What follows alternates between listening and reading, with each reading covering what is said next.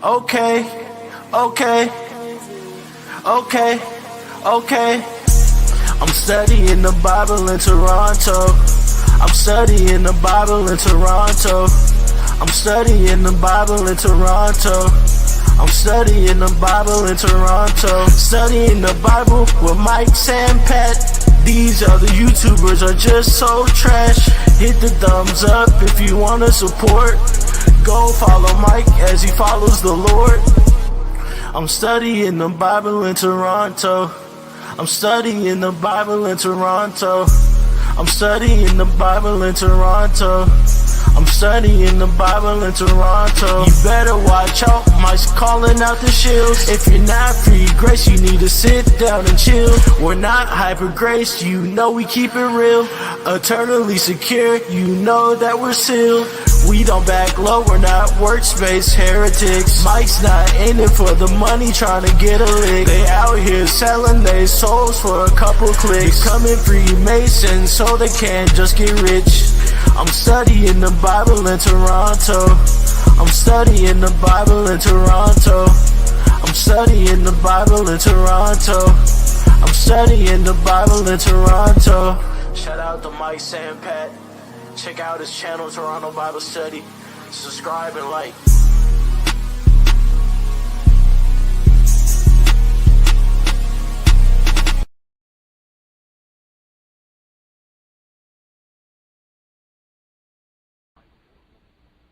The first book of Moses, called Genesis. Chapter 1. In the beginning God created the heaven and the earth. And the earth was without form and void, and darkness was upon the face of the deep. And the Spirit of God moved upon the face of the waters. And God said, "Let there be light." And there was light. And God saw the light that it was good. And God divided the light from the darkness. And God called the light day, and the darkness he called night. And the evening and the morning were the first day.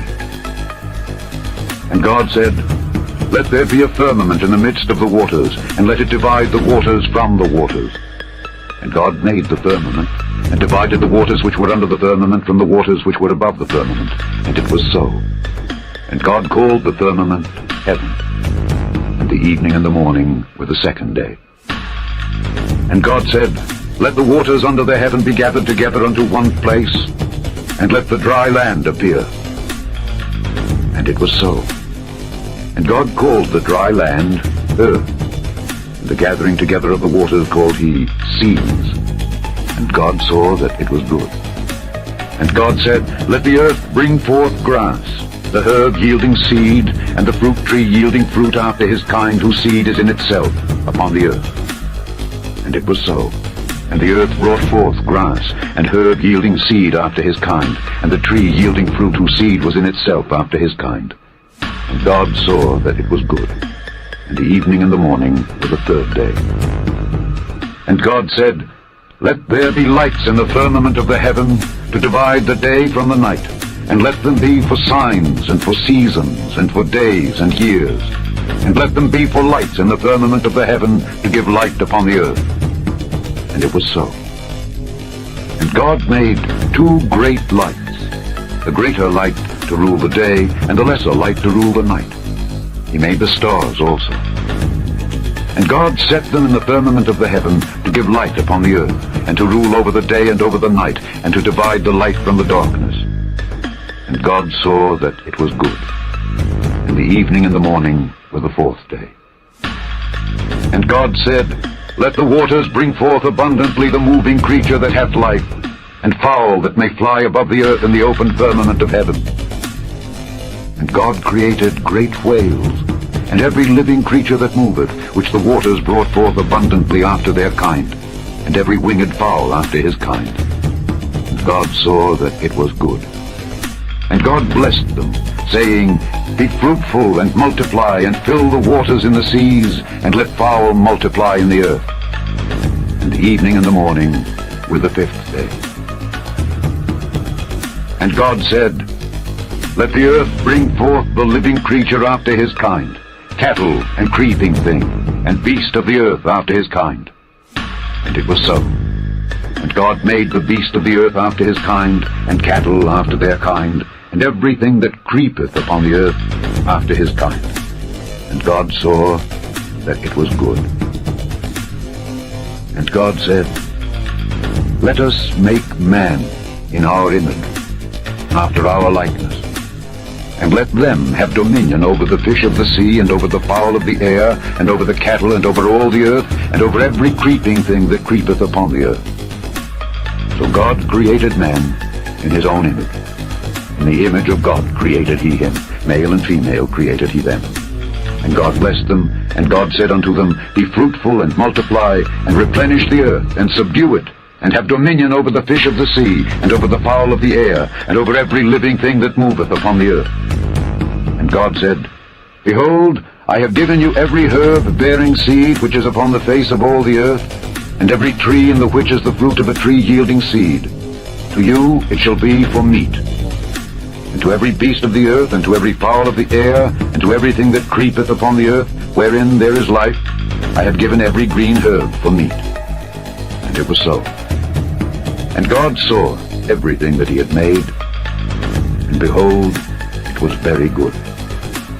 And the evening and the morning were the sixth day.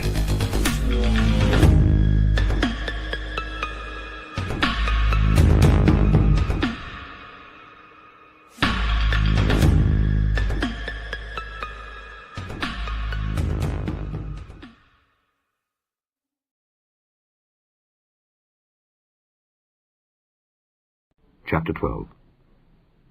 Whoso loveth instruction loveth knowledge, but he that hateth reproof is brutish.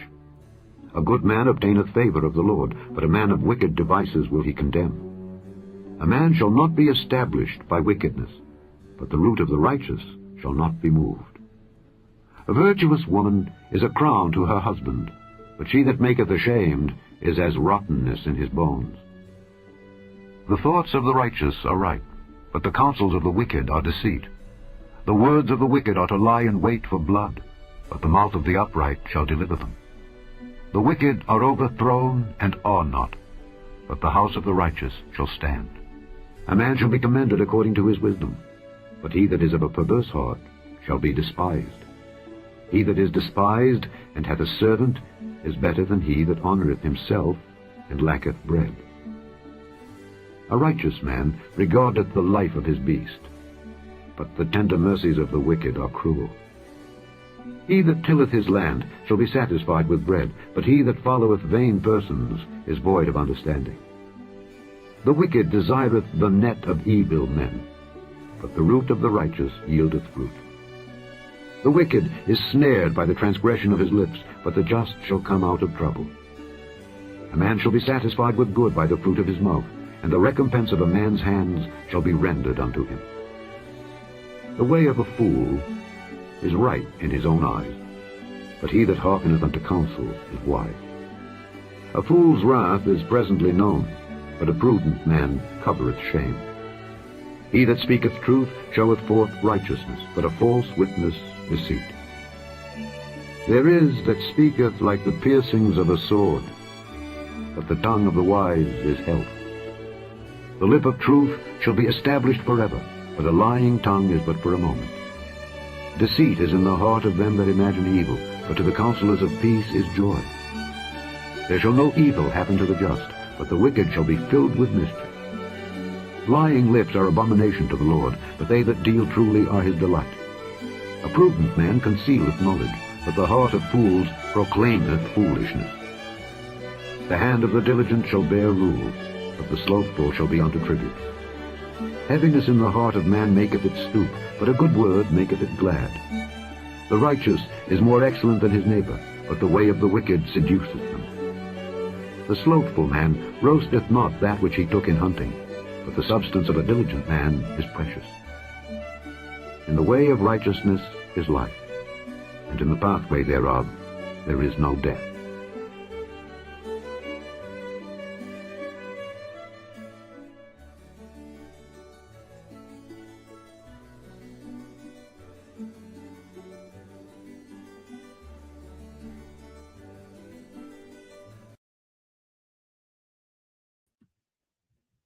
Hello.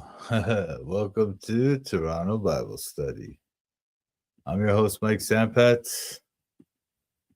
and today we're going to look at Isaiah chapter 13. All right, so please, thank you for joining, and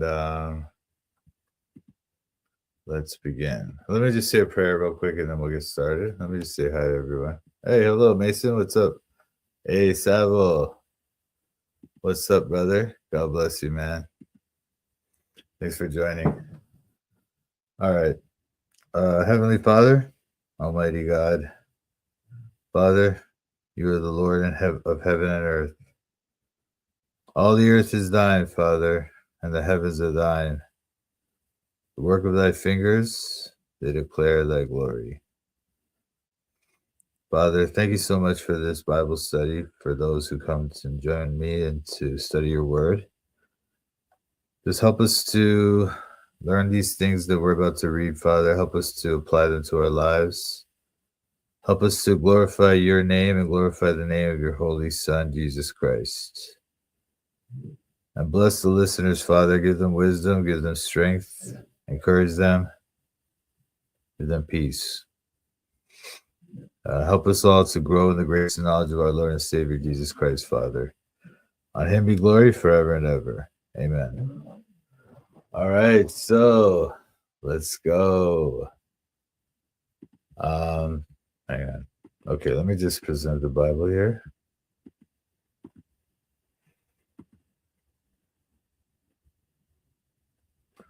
I'm good, brother. Thanks, man. Thanks for asking. Yeah, I'm good. I'm good. Getting a little tired, but it's been a long day, you know. But this should be good.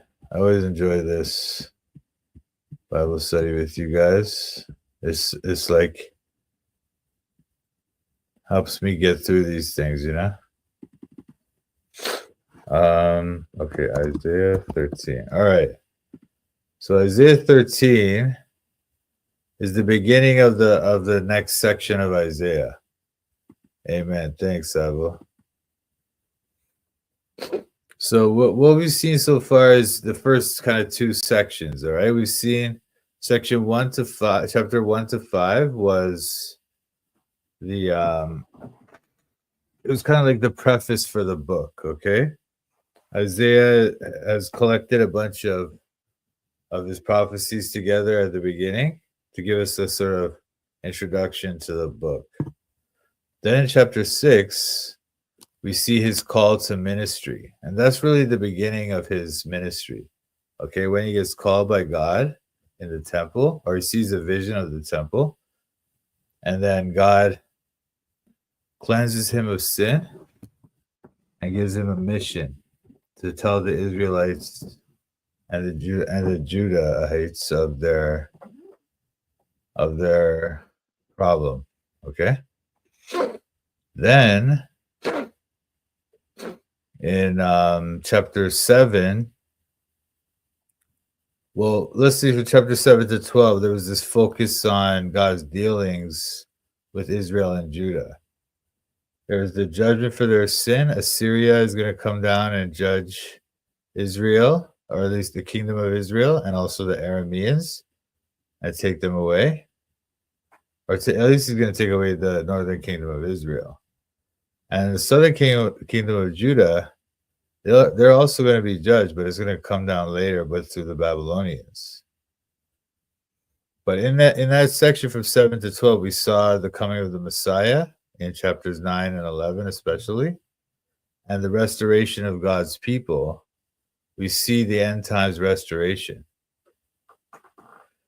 And also we see praise of God, or praise for his salvation in Isaiah 12, which shows that there's hope beyond judgment, you know? That was the song we read yesterday. But now this new section, this section from 13 to 27, basically those chapters, right, is a sort of, it continues to focus on the king in Zion. But sometimes it's expressed in terms of the city. Sometimes it's in terms of the Davidic king or the Lord's reign. but it's the natural sequence of chapters 6 to 12. Because in that section, and from 6 to 12, we saw that Isaiah wanted to show the triumph of God's grace for Judah and Israel, and that God would bring back a remnant of his people and save them. Even though he was bringing judgment on them, he was going to bring a remnant back, and they would be redeemed and rejoicing. And then there would be a perfect divine king of David who would eventually come. And then the messianic kingdom would extend in peace all over the world and through all space and time. Okay, a renewed world. And also there's this idea in 11 of this world gathering all the people of the world together, which we saw a little bit of it before, but it was really shown to us in 11, from verse 11 to 16. And so it's not just the nation of Israel's exodus, but the exodus of the remnant of God's people, wherever they may be, you know?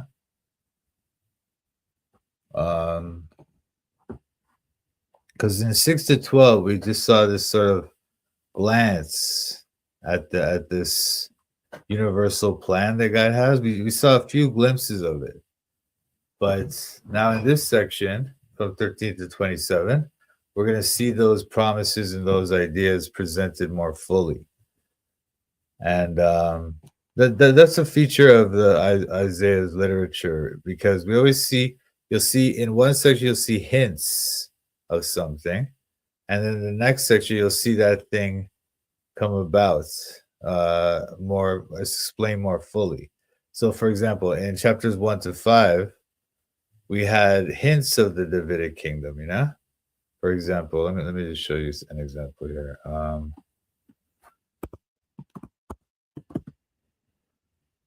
Isaiah 1:26, and I will restore thy judges as at the first, and thy counselors as at the beginning.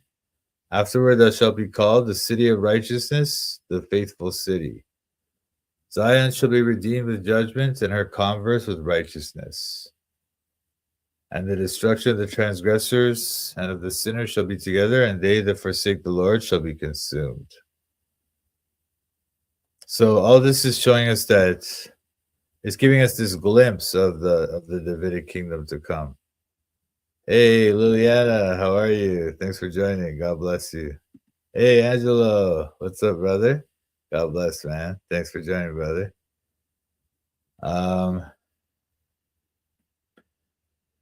Right. So in those first chapters, we saw the hints of David's kingdom, right? But then they're really portrayed fully in chapters 6 to 12. You know? And then in chapter 6 to 12, they had these allusions or these glimpses of the universal kingdom, which we even saw a few glimpses of it in chapters 1 to 5 as well. But in 6 to 12, those are more developed. And then now in 13 to 27, this section, we're going to see those things even more developed, okay? And the philosophy, and we saw the philosophy of history in chapters 10, 5 to 15. Let me show you that. Chapters 10, 5 to 15. Here we saw that God uses these kingdoms like the Assyrians. He uses them to affect his plans. He wanted to judge the nation of Israel, and so he's using the Assyrians to do this, and that's his power over history. And so we saw a glimpse of that. All right, but then that's the way in which the whole world lies in God's power, and we'll see that also develop more in chapter 13 to 27 now. World history is organized in the interests of the people of God, okay? And the Gentiles are also incorporated in so that there will be one world with one king and one God. Now, the chapters from 13 to 23, we're going to read 13 today, but the chapters from 13 to 23, there's 10 oracles there. Or oracles, we might say, they call them the burdens. You see Isaiah 13. Oh, sorry. Isaiah 13, the burden of Babylon, the burden. The burden sounds it's like the utterance of the prophet, right? The prophet's speech. Oh, hey, thanks, brother. God bless you too, man. So they call them the burdens, right? So there's about 10 of these between 13 and 23. The first 5 have specific titles. For example, you have it here 13:1, the burden of Babylon. Then 14:28, in the year the king Ahaz died was this burden. Rejoice not thou whole Palestina. So this is the one for Palestine. Okay. Then in 15:1, we see the burden of Moab. In 17:1, we see the burden of Damascus. That's like Syria. Okay. And then in 19:1, we see the burden of Egypt. And then after this now, they have more enigmatic titles, although one has a plain title. So let me show you those. There's 21. They don't have the same kind of titles as you might expect in these ones. The burden of the desert of the sea. See, so it's a little bit more enigmatic, the title here. And then if you go to 21:11, the burden of Duma, right, which is difficult to attach that to a specific people group. 21:13, the burden upon Arabia. And then 22, the burden of the valley of vision. All right. But in 23, we see one that's more easily understood. The burden of Tyre. Tyre is the place, it's on the coast of the Mediterranean. They're basically like Phoenicians. And they're often thought of as like this kind of enemy of Israel. But anyway, we'll see those things as we go through. We can talk about this some more, but I'm going to keep going and go to 13 now.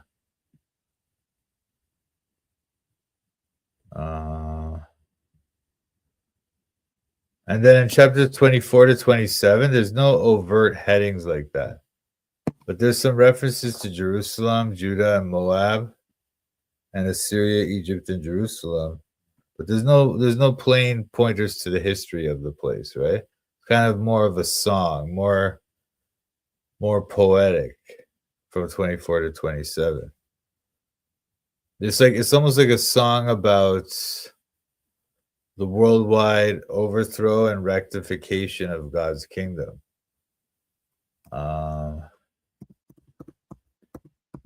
This thing is calling it a cantata. A cantata is like a song where let me just show you this thing.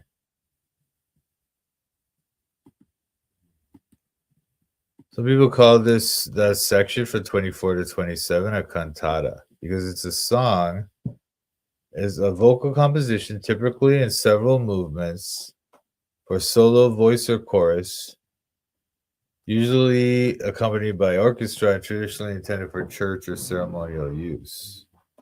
But the cantata is this thing with several movements. So each of the movements is dedicated to a different thing. And so we'll see that as we get into it anyway. That's a while away though. Because we still got to go through so many other different chapters before we get there. I just want to give you a little heads up about what's coming down the pipe. Okay, so now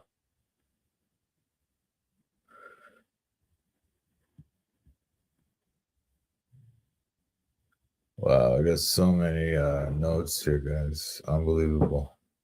Anyway, so this section here from 13 to 14, like at the end of 14, This section goes from basically from 13:1 to 14:27. Okay, and then you have another burden. In the year that King Ahaz died was this burden.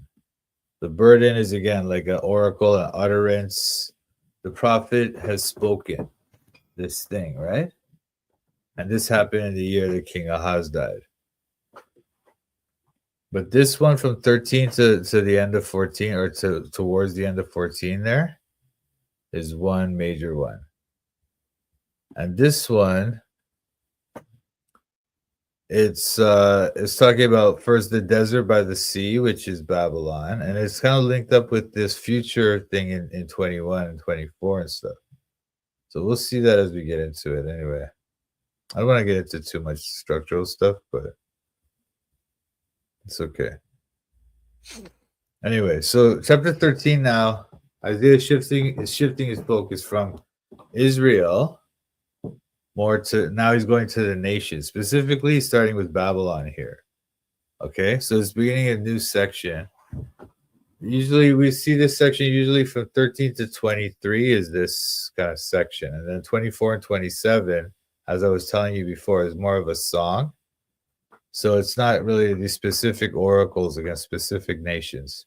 But this next section, for the next 10 chapters, is specific oracles against specific nations, okay?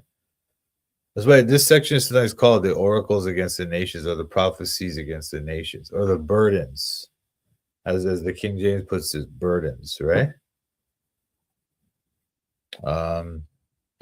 So basically he's prophesying judgment on the great powers of the world, okay? Now, why Babylon? During the time of Isaiah, Assyria was the main superpower of the region, okay? But Babylon was always like kind of threatening them. And what happens is over the course of Isaiah's ministry, you'll see that God strikes the Assyrians as he said he would previously. We read about it over the past few days, right? He said he was going to judge the Assyrians, and then we'll see that as time goes on in this story. And then once the Assyrians have been judged by God, then the Babylonians were the next superpower to rise up. And they're the ones that came and took away the Judahites. And that's why, although Assyria is at this time, Assyria is the main enemy, or the main kind of superpower in the region, or the main threat. By the end of the book, Babylon will be the main threat. But Babylon here represents not just this actual empire, that's partly what it represents, but it's also the symbol of human pride and human rebellion against God. Okay? Now let's look at Isaiah here. Or let's look at, 13 here. Now, this section from 13 to 20, verse 6, is talking about like the God's promises and the reality of them and how they will come true. All right, so this is the first of the oracle cycles. Then from 20, verse 6 or verse 7 up to 23, that's another set of oracles, okay? I know it's a bit complicated, but as we go through, we'll talk about it more and we'll figure it all out. But the preceding section from 6 to 12 showed that history is centered in Zion or in Jerusalem. It's like that's the center point of God's plan for history, okay? And then these chapters are gonna show why this is, or explain how that works in the historical situation.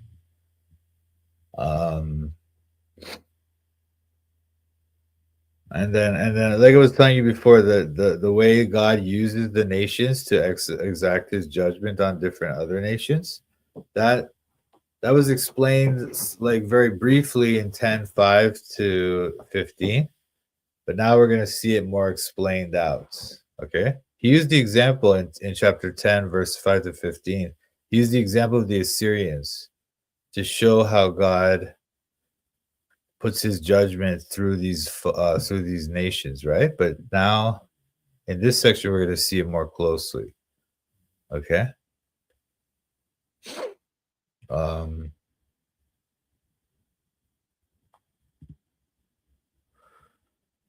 Anyway, and then also, by the way, this section from this section to the end of 14. So that's kind of like one section, but we're only going to see chapter 13 today. But it's actually chapter 13 all the way until 14:27. So not quite the whole chapter 14, but most of it. Okay. And that's kind of like one oracle. All right. And this oracle, actually, you can break it up into like 7 different pieces. You have the title here in verse 1, giving the subject and the author.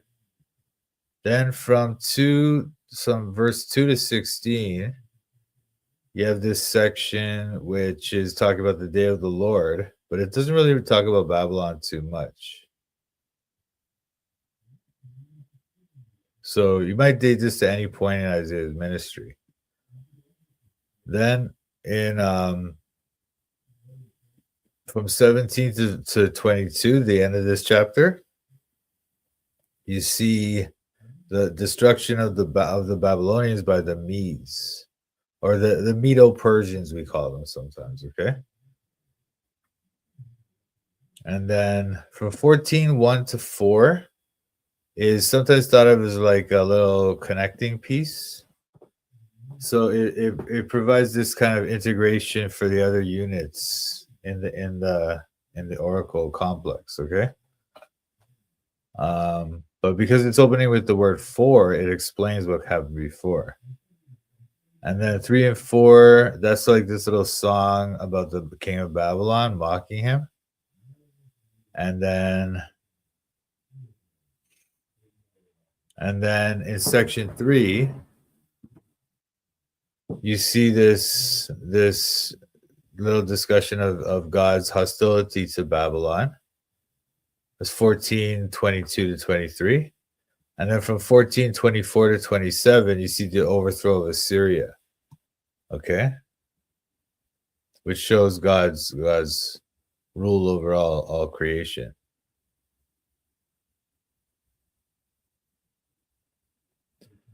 So anyway, we'll get to all that as we go through anyway. Let's talk about 13 1 to 5. Or let me just read I'm thinking. Well, let's start with verse 1. The burden of Babylon, which Isaiah the son of Amoz did see. Right? So the burden, the Masa, is like a prophecy it's a prophecy, but it's one about doom and destruction. That's why they call it a burden. Okay, and it's that word Masa is used throughout the prophets, and it's usually in the King James translated as burden. So Babylon's judgment is being predicted before it even gets into the position of power that it's going to get, you know? So it shows how much power God has over history. Not only, he's predicting both their rise and their fall before it happens, you know? And that all this stuff is going to happen just as he predicts, all right? So we'll see that as we go through. So anyway, an oracle means this word masa means a lifting up of the voice. It's like a declaration. Okay, that's this word. This word burden masa. Okay, so Babylon is big in this section because it's a historical city and the empire that's going to play a role in the story. But it's also this ancient symbol of arrogance and pride against God's rule. Like if you think about, oh, sorry, I hit the wrong. If you think about, what do I keep doing this? Sorry, guys, hang on. If you think about the rule of the people who built the Tower of Babel, That was in what we now call Babylon, right? And the whole earth this is Genesis 11, and the whole earth was of one language and of one speech. And it came to pass as they journeyed from the east, that they found a plain in the land of Shinar, and they dwelt there. The land of Shinar is the land of Babylonia. Okay, it's in what we now call like Iraq. All right. And so these are the ones that built the tower, the Tower of Babel, right? So that's why the place Babylon has always had this place in the Bible as a symbol of rebellion against God. Now in Isaiah's time, as I was saying, it wasn't just some little small town, it was a big empire, right? But it was still under the Assyrians. So the Assyrian Empire was the big superpower, and Babylon was under them. They had to pay them tribute and all that stuff. But they were becoming a threat to the Assyrians, especially under this guy Merodach Baladan, who was he was like a general in their army. Then he ended up taking the throne in a coup, and then he became this kind of dangerous figure. And he actually visits later on. We'll read about him in this book. He visits Jerusalem, or not him, but his people. His people go there to visit them, and Hezekiah takes them around, and we read about that later on in this book in chapter 39 or something like that, I believe, or 38 or 39. I think it's 39 actually. We read about that story when he comes, and that story also appears in the book of Kings, or the book of Second Kings, I should say. But so they were becoming a threat to the Assyrians, and the Assyrians are well aware of this, right? But they didn't realize what's going to happen to them later, and we'll read about that in this book, how God judges them. So after God judges them, then they became like so weak that they couldn't stand up to the Babylonians anymore, and they got defeated. But even in Isaiah's time, before all that happened, it was still understood by Isaiah and everybody in that region that Babylon was a threat to the Assyrians, and that they were the up and comers. Okay, that's why when there's this Babylonian delegation to come visit him in chapter 39, that's why Isaiah wanted to speak. And that may be when he saw the problem of 6. Because if you think about what he said in Isaiah chapter 6:11, then said I, Lord, how long? And he answered, until the cities be wasted without inhabitants, and the houses without man, and the land be utterly desolate.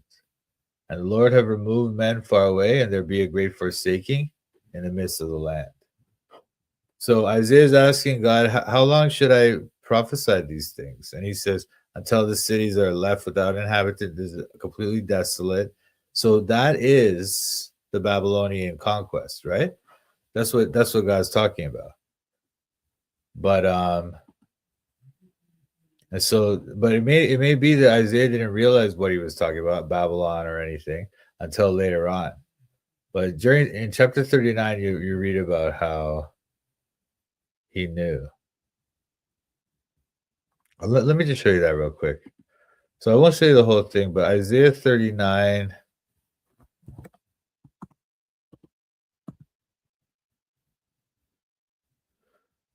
Let me just show you what's going on here. So later on, right? After the Assyrians are taken away, then that time, Merodach Baladan. See, the Bible calls him Merodach Babylon, right? Baladan. But if you read about this guy in like history books and stuff, they'll say Berodach Baladan. But Merodach Baladan, the son of Baladan, king of Babylon, sent letters and a present to Hezekiah, for he had heard that he had been sick and was recovered. So Hezekiah got sick. We'll read about that too. But then now he's recovered. So the king of Babylon sent him a letter with these men and a present. And Hezekiah was glad of them and showed them the house of his precious things, the silver and the gold and the spices and the precious ointments, and all the house of his armor, and all that was found in his treasures. There was nothing in his house, nor in all his dominion, that Hezekiah showed them not. Then came Isaiah the prophet unto King Hezekiah, and said unto him, What said these men, and from whence came they unto thee? And Hezekiah said, They are come from a far country unto me, even from Babylon. Then said he, What have they seen in thine house? And Hezekiah answered, All that is in mine house have they seen. There is nothing among my treasures that I have not showed them. Then said Isaiah to Hezekiah, Hear the word of the Lord of hosts. Behold, the days come that all that is in thine house and that which thy fathers have laid up in store until this day shall be carried to Babylon. Nothing shall be left, saith the Lord. And of thy sons that shall issue from thee, which thou shalt beget, shall they take away.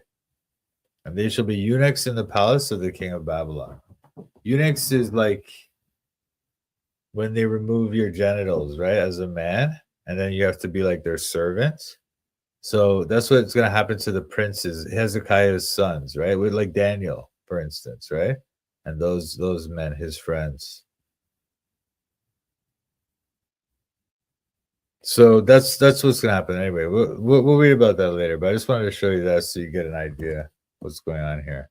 But at this time, Isaiah doesn't know about that, or at least we don't know what he knew, but it seems like he doesn't really know that yet. But he's talking about Babylon and stuff here, so...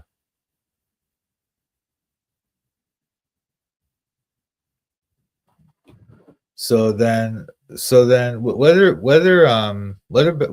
Isaiah actually knew about that stuff or not, he probably felt that Babylon was important enough of an empire and important enough of a country to discuss them in his teaching here, or God thought so, you know.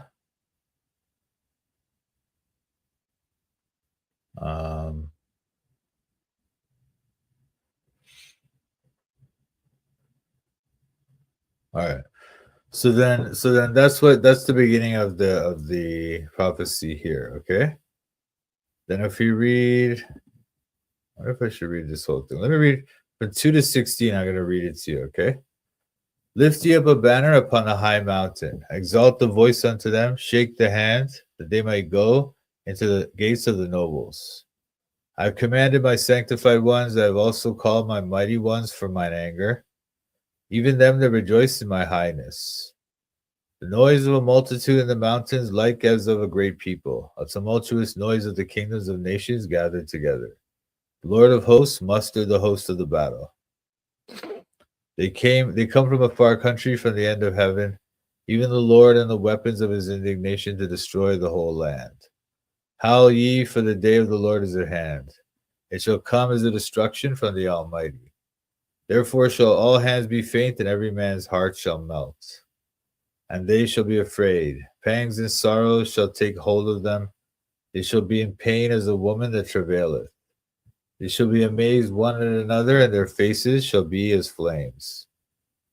Behold, the day of the Lord cometh, cruel both with wrath and fierce anger, to lay the land desolate, and he shall destroy the sinners thereof out of it.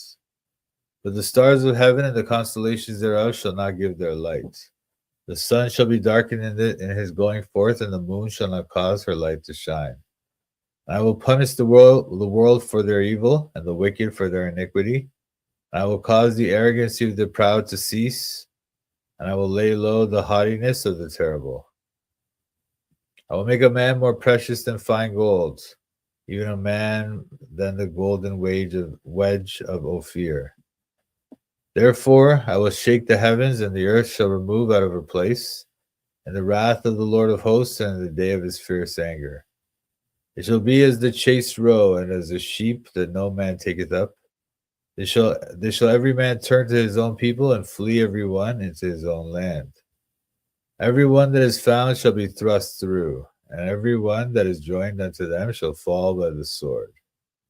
Their children also shall be dashed to pieces before their eyes.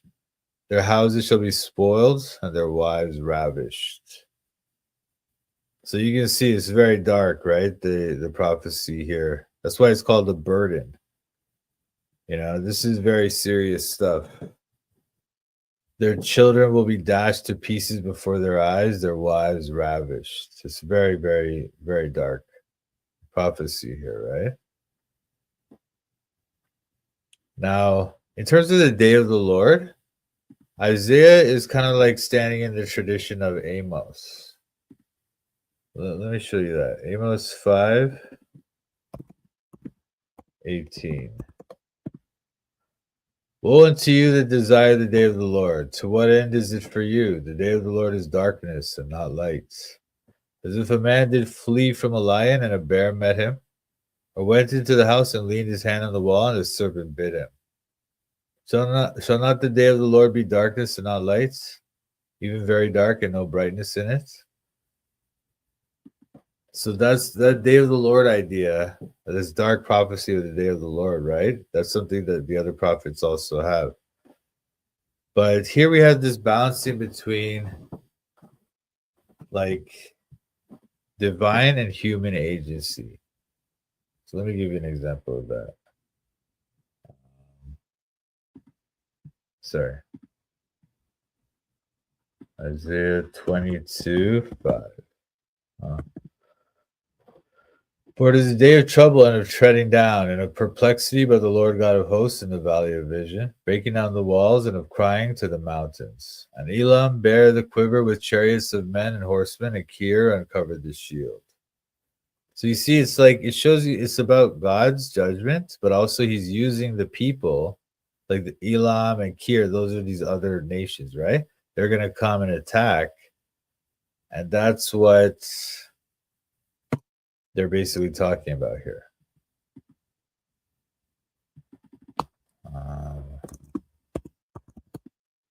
Okay. But the conflict is universal with it doesn't have like there's neither one side or the other that is the Lord's weapon. It's rather it's the conflict. The conflict itself is something that he promoted and created. And then the armies that are there, he's using them against each other. So they're affecting his judgment on each other. It's not that any one of them is these are his chosen his chosen people or anything. No, it's just using them all and they're judging each other. By their effect on each other, they're judging or they're affecting his judgments, you know?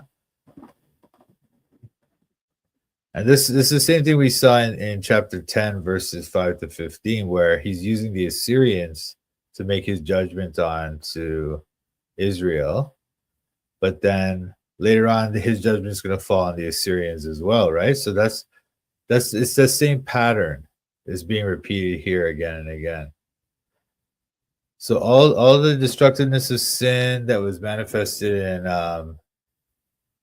individuals' acts of animosity, acts of war, is going to come to this crescendo of violence and mutual destruction. That's the idea here.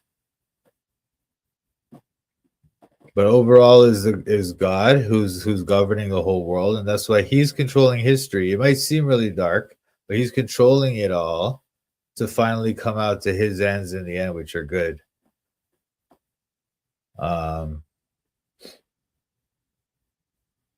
But here you have this, but in 2 and 3 you have this call to basically a holy war. Then 4 and 5 you have the mustering of the worldwide army that's going to come. Then 6 to 8 you have the idea of the terror that all of that brings.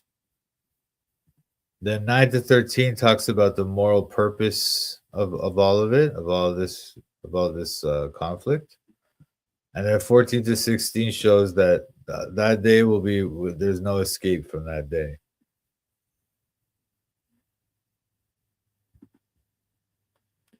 So he says, lift ye up a banner upon a high mountain, exalt the voice unto them, shake the hand that they may go into the gates of the nobles.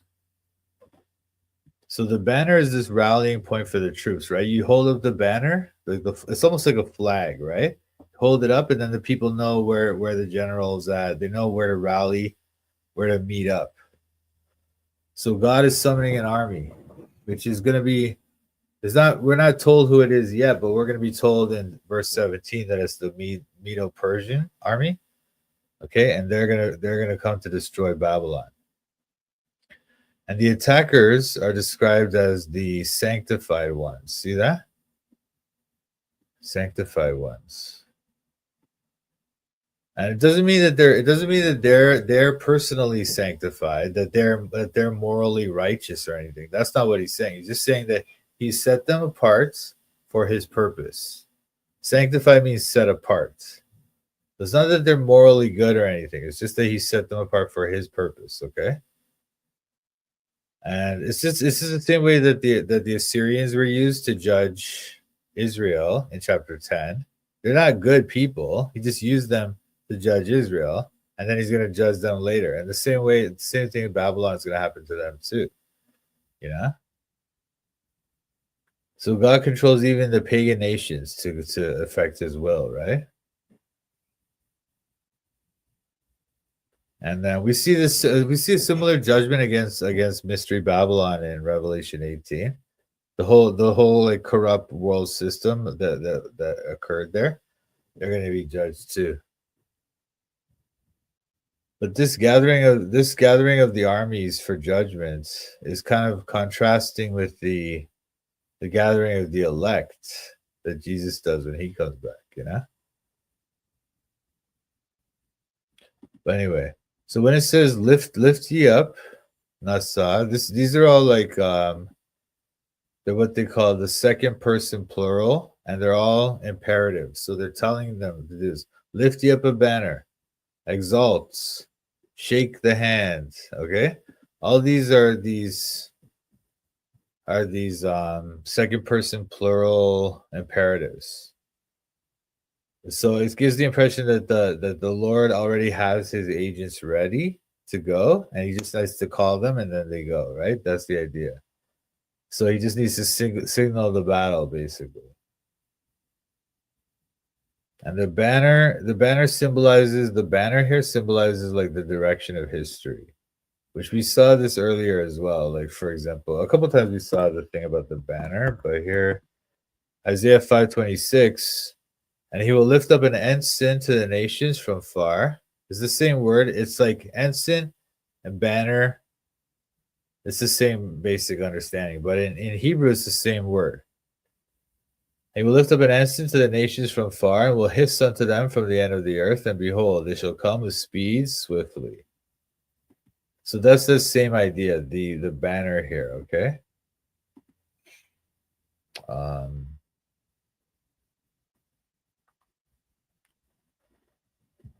And that, oh, by the way, that also shows up in chapter 11, verses 10 to 12. Let me read that to you. And in that day there shall be a root of Jesse, which shall stand for an ensign of the people. To it shall the Gentiles seek, and his rest shall be glorious. And it shall come to pass in that day that the Lord shall set his hand again the second time to recover the remnant of his people, which shall be left from Assyria and from Egypt, and from Pathros and from Cush, and from Elam and from Shinar, and from Hamath, and from the islands of the sea. And he shall set up an ensign for the nations, and shall assemble to the outcasts of Israel, and gather together the dispersed of Judah from the four corners of the earth. So he's going to gather them all together, the dispersed from all four corners of the earth, right? But with the ensign, the banner. Now, it says here, it says upon the high mountain. This is something that's thought of as like this. It's like the bare mountain or the swept bare, as if the mountain has nothing on top of it. So it's like that's like so that it can have visibility, so you can see. Like you get rid of all the trees at the top, so you can see everything from far away. That's why they'll go up on top of a mountain. The generals or the leaders, right? They'll look around so they can see all the battlefield and everything, right? And they'll clear it off so they can see everything.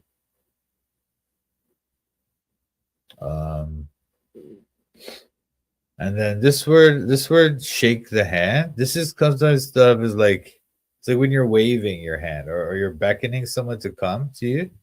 So that's what they mean by shake the hand. So it's like,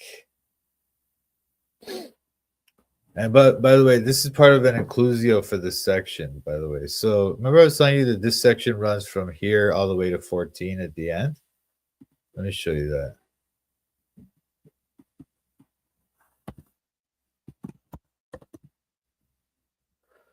So this is the purpose that is purposed upon the whole earth, and this is the hand that is stretched out upon all of the nations. So remember we talked about inclusio and how if you see a word at the beginning and at the end of a section, that's important. So the hand here is part of the inclusio here. There's other words as well, like nations is here. And where's nations here?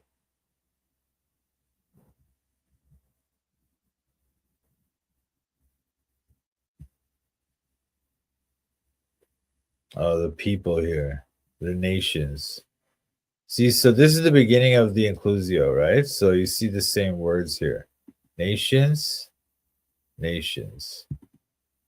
And then what else? Mountains, I think, is here.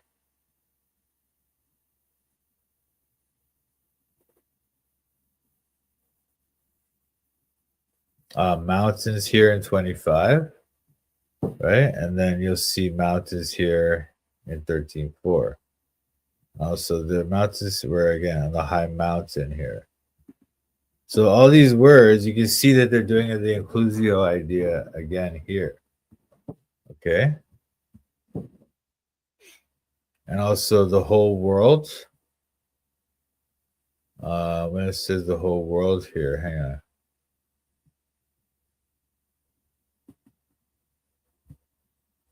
Is it in 5? Oh yeah, the whole land, right? And then that comes up here as well. The whole earth. Earth here is the same word, like Eretz.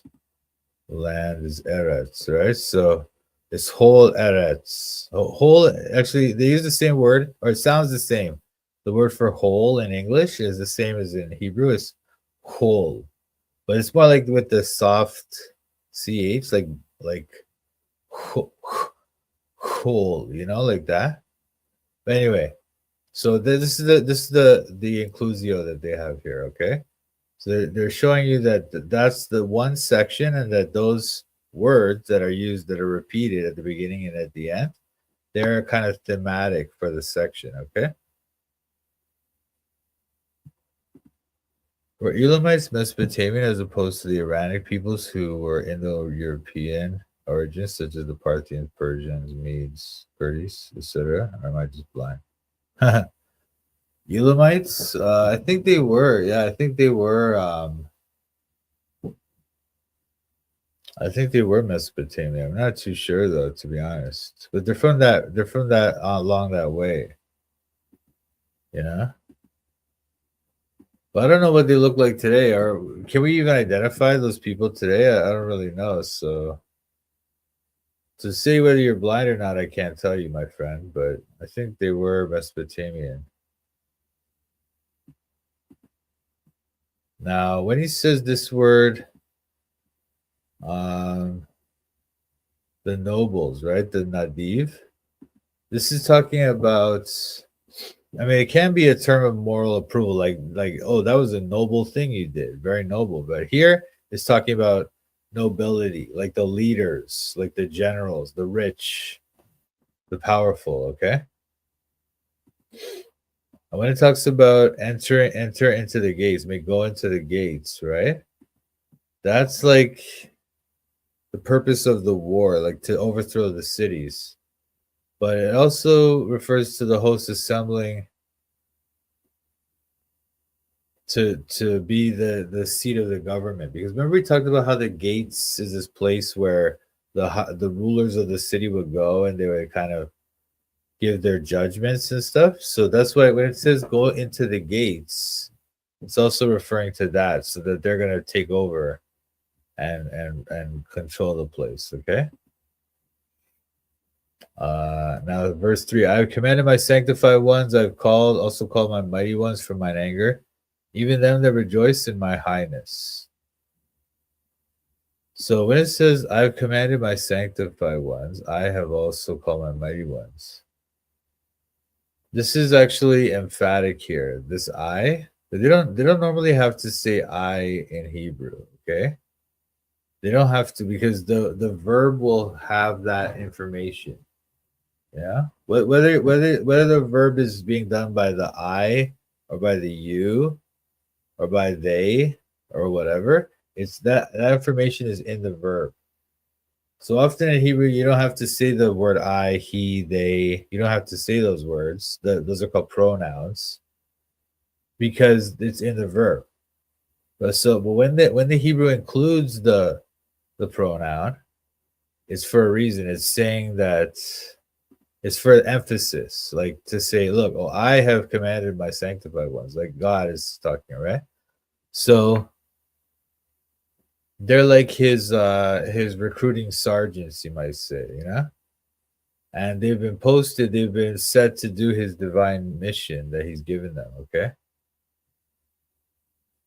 And then you see this continuing emphasis on his sanctified ones, his mighty ones, and then they rejoice in my highness. That is, they're his warriors, my holy ones. Is not referring to their character. We talked about that, but it's to their status as his chosen ones that he set them aside to do his mission. Okay. So you can see this in, for example,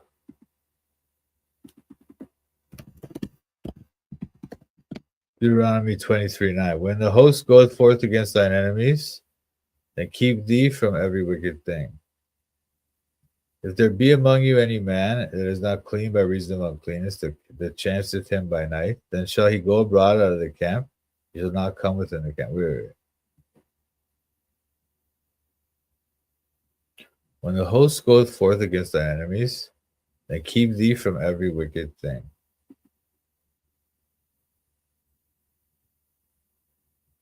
Oh, I see. It's because, okay, in this section of Deuteronomy, God has told the people that they're going to go forth as an army. They're going to go forth and fight, right? But he's sending them on this holy war. So he tells them, keep thee from every wicked thing, right? So the Israelites are being told to don't do any wicked things while you're in the army for the holy war, because you're my soldiers, you know? Don't do anything that's wicked like that.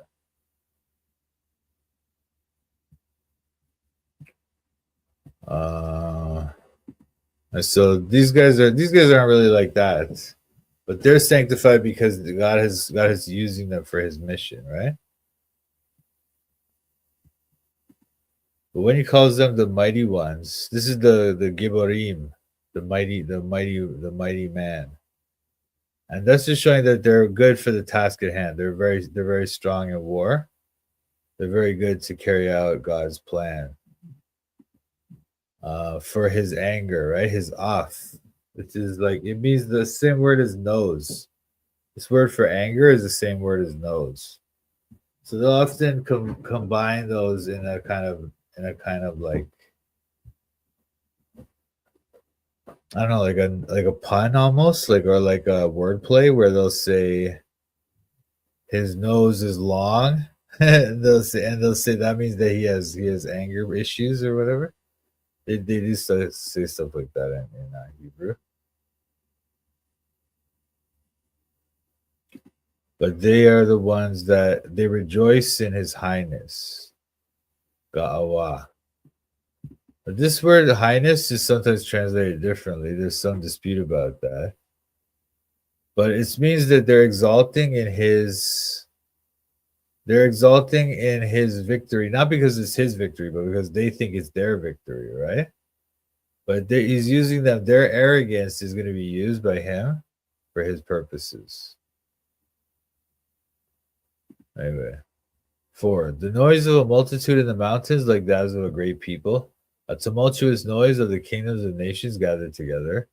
Lord of hosts mustereth the host of the battle. So he's drawing on this terminology which depicts Zion as being surrounded by enemies all the time, right? It's often true historically, but it's more true ideologically. Like they're the ones with this different religion, this different God, you know? A God who's very different, of course, from theirs. And because they're so distinctive, so different, that made them this object of hostility to other people groups around them, you know? And that would, of course, be even more the case on the day of the Lord, you know? So here when you see the mountains here, these are the mountains that surround Judah. Judah is surrounded by not mountains, they're more like hills. It's called the hill country, the Shephelah. And so it's always surrounded by hills. That's why it's kind of hard to attack. It's very defensible for that reason, right? But it's also like, you know, that's where you can see, but that's where the gathering forces are going to be, the forces that are going to attack them, right? They're going to be in those hills.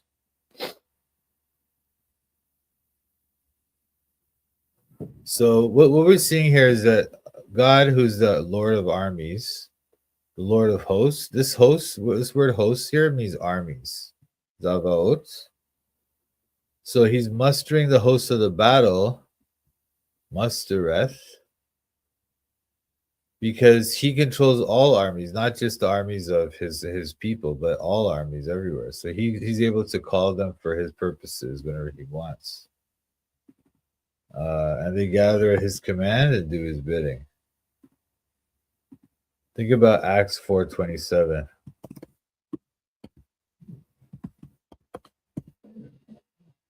For with truth against thy holy child Jesus, whom thou hast appointed, whom thou hast anointed, both Herod and Pontius Pilate with the Gentiles and the people of Israel were gathered together.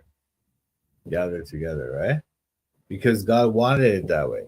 That's why they were gathered together. Not because they wanted to, you know, they don't even realize, you know, but they think they're doing what they want, and they are doing what they want to do.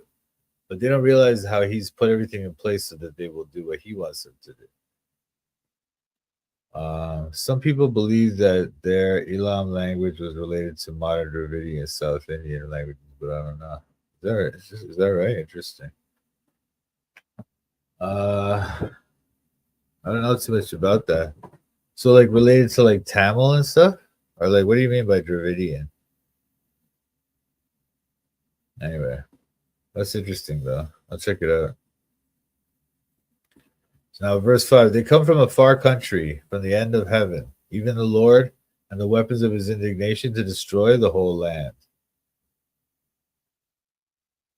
So it shows first also that God's power is, over the whole world.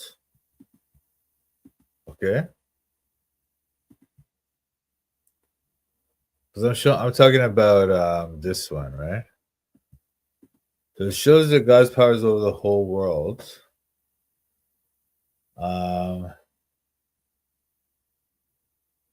Because he's gathering to the battleground every force the world knows, basically, you know, for his wrath. And this word, his indignation, za'am, which sometimes is translated as wrath. But this word, the whole land, is like, some people would say the whole world, you know? It's identical to the words in 14:26, which you saw before.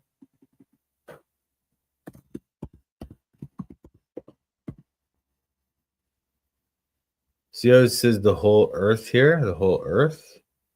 It's the same words. Whole eretz. Whole eretz. So whole eretz here is the whole land, but it's the idea of the whole everything, you know? And so what's going to happen here is that verse 4 here is going to be picked up from verses 6 to 8 as we read on. Verses 6 to 8 is gonna follow this verse and expand it.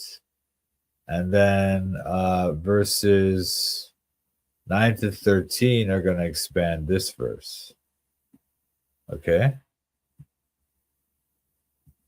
So let's look at those now.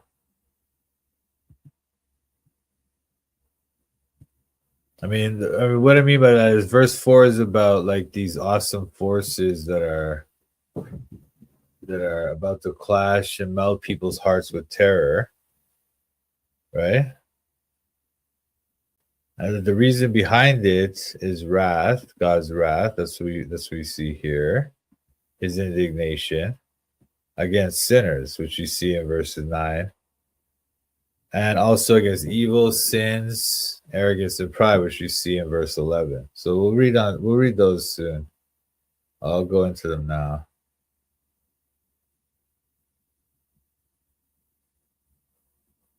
Now, okay, let's look at. All right, I read already from 5 to or from where I read. I read from 2 to 16 already, right? So okay, I'm just gonna read these one by one then. So in verse 6 here, how ye, for the day of the Lord is at hand, it shall come as a destruction from the Almighty. So the day of the Lord is a major prophetic theme. We've seen some of it already, right? And so the near-term fulfillment of this prophecy is Babylon's destruction by the Medes, which is going to be from Isaiah's time about 200 years in the future. Or not even, maybe. I don't know. Actually, wait a minute. Well, yeah, about that. About maybe a little bit less, like about 180 years or something like that. Okay? Because Isaiah at this time is probably around 722, I believe. And then when the Babylonians get conquered by the Medes, that's in 539 BC.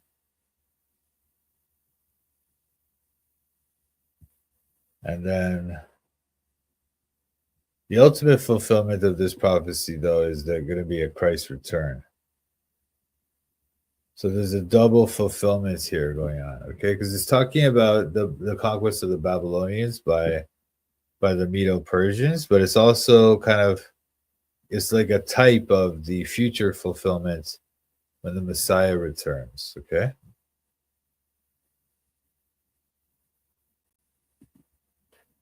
Howl ye, for the day of the Lord is at hand. Now, this word howl is also found in Amos 5:16. Remember, Amos is at the same time, all right?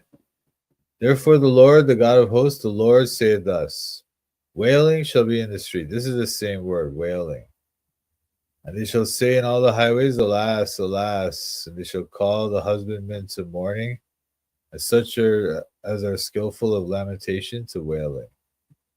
That word wailing is the same word as howl here. Oh, it's not the same word. What? Is it this word?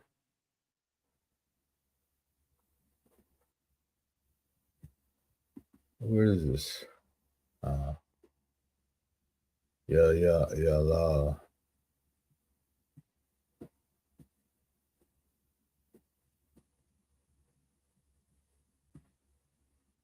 That's a different word, man. Sorry, you guys.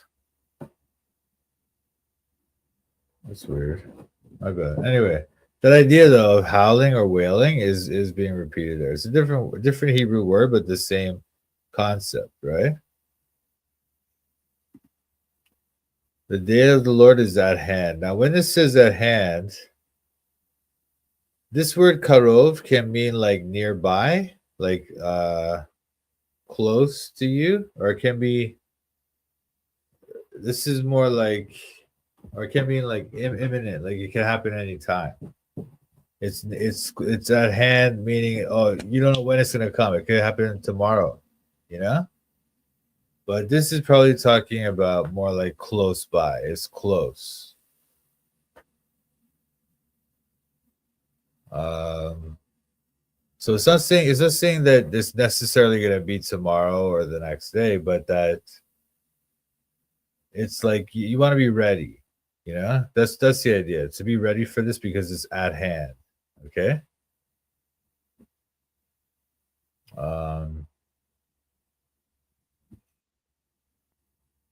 And when it says destruction from the Almighty, this is another very nice way that, because in Hebrew it's like this: sod misadeh, sod misadeh. So it sounds like it's kind of this. They called it assonance in poetry when they have like the same sound repeated. So that's what he's doing there. It's a very nice poetic thing, anyway. But that word sadeh is often found in the patriarchs. It's like the Almighty, you know. Because they often call him that. Like they'll say El Shaddai, El Shaddai, you know. Sod Mishadai, Mishadai. And El Shaddai means God Almighty. But here it's showing that he's almighty, meaning he can keep his promises, and his power doesn't get weak like humans, right? It's just always powerful. And so even when we're at our most impotent, you might say, or just lacking in power, he's the one that has the power, right? He does whatever he wants, whenever he wants. Therefore shall all hands be faint, and every man's heart shall melt. So this is talking about the terror and the chaos that's going to come. Like even the Babylonians, which are just they're like this mighty empire at the time, right? They're completely helpless before God, right? But they use the hands and the hearts because the hands represent your actions, and the heart represents your inner person, right? So we're showing the outer side of you and the inner side. Both are going to be completely terrified. Okay. And so, because how could they not be terrified before God, right? And then verse 8, and they shall be afraid, pangs of sorrow shall take hold of them. They shall be in pain as a woman that travaileth. They shall be amazed one at another. Their faces shall be as flames. So terror is going to seize them, basically, right? And this is all just one word in Hebrew, this whole thing. They shall be afraid. As I was telling you, they don't need to put pronouns most of the time. And even the fact that it's they shall be, the future aspect of it, that's also in the word, you know? In English, we'll say they will be afraid or they shall be afraid, right? But in Hebrew, they'll just say, they just change the form of the verb and then it's the future tense, you know? But they change it to another form, then it's the past tense. We do some of that in English. We'll say we'll add like ed to a verb, and that means it's past tense, right? But when it's the future tense, we'll say will. We'll say, oh, we will, or we're going to, or something like that. There's no actual change to the verb usually, right? But in Hebrew, they'll do that. They'll just change the verb. But the very fact, so the fact that this is all one word, this whole thing is just one word, right? It makes it more kind of impactful in the Hebrew, right? Because it's like just one thing, one word to show the reality. And they shall be afraid. It's one word. Just what's the word again? I can't remember now. Oh, it's yare, I think. Let's see what it is. There's a different word. Vahel. This is the and part, right? But then this is the word. But then this this is called noon. This letter, it sounds like an N. This is the one that makes it into like a future tense.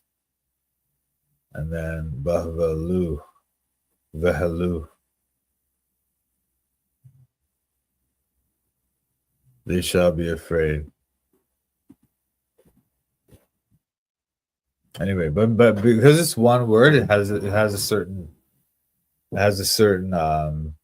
force to it. Okay, in the Hebrew, sounds like whoa. It's very like shocking almost. You know, reading it. But this thing, they should be in pain as a woman that travails. Right. This is not showing that is going to be some kind of pain that bears fruit and has a good thing coming after it. That's how we think of a woman's labor, right? Yeah, she's suffering now, but when afterwards she's going to be so happy, right? But this is not talking about that. This is just saying that it's a pain that's sudden, that's inevitable, that's inescapable, and it's the result of a process that now you can't stop it. There's no way to stop it, you know? Like just like when a woman is pregnant, you know? I mean, I guess they could stop it with an abortion or whatever, but what I mean is that once a woman's pregnant, it's no going back, you know? Either I mean, without considering the option of abortion, it's like it's happened now. So you can't stop it. When it comes, it comes. You're gonna have pain, you're gonna suffer. Eventually after it's gonna be good. But that's not what this is about. This is only talking about how they're gonna have this pain and there's not gonna be no way out of it, you know?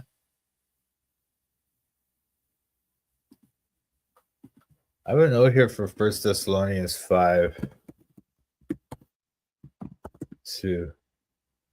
Oh yeah. For yourselves know perfectly that the day of the Lord so cometh as a thief in the night. For when they shall say peace and safety, then sudden destruction cometh upon them, as travail upon a woman with child, and they shall not escape. So it's that kind of example, right? Where they're not talking about the fact that a woman with child is actually looking forward to a really good thing. It's just talking about the fact that there's no escape. You can't decide when it's gonna happen. It just happens suddenly and there's no way you can stop it. And also it's also the result of a process that they led to they caused this thing to happen through their own actions, you know? That's the idea here. And they shall be amazed one at another. Amazed is like to look aghast at something, to be like, oh my gosh, wow, you know? So it's just they're like completely like dumbstruck. They can't even speak. They're so shocked by the horror of it, okay? So it's not that they're so fear, but there's no certainty of anything. They don't know what's gonna happen. It's complete confusion and indecision. Yeah? They don't know where to turn. And then when it says their faces are aflame, their faces shall be as flames. That's saying that they're going to be looking at each other without any idea of what to do. You know, they don't know what to do, right? And it shows that they were trusting in the wrong thing, right? So that brings the shame on them. And now you know when your face gets red when you're embarrassed, blushing or whatever. That's what it's talking about. Okay. Um,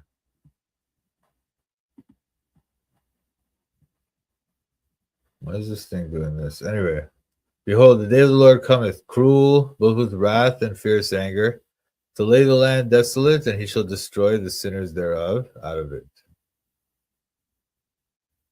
So we're going to see some imagery in the next verses about the cosmos, right? So that's what a lot of this is about. The day of the Lord cometh. We're going to see those things soon. The stars, the sun, and the moon darkened, you know? So it's used to describe God's intervention in history. Whenever God intervenes in history, you see things like that. The stars, the moon, the sun is darkened, okay? And when it says the earth will be shaking,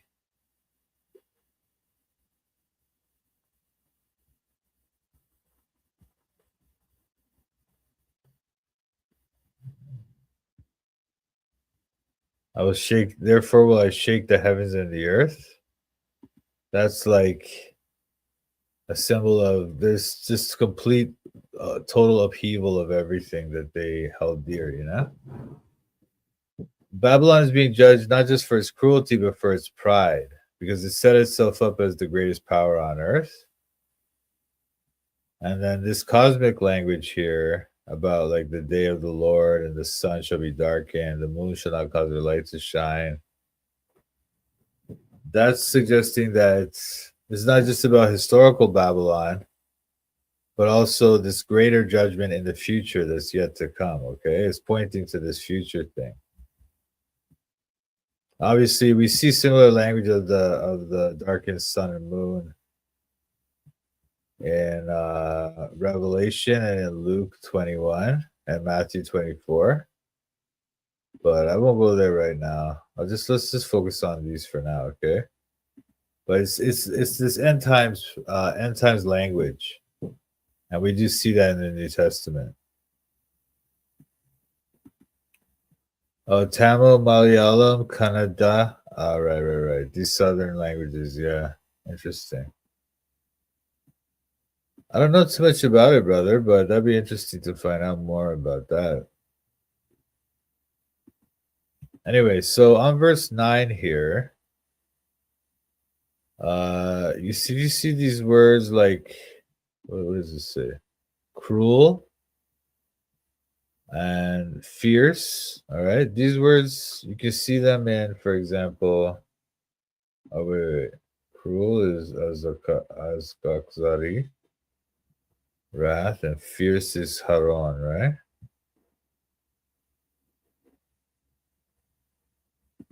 And then anger is off again, the nose, right?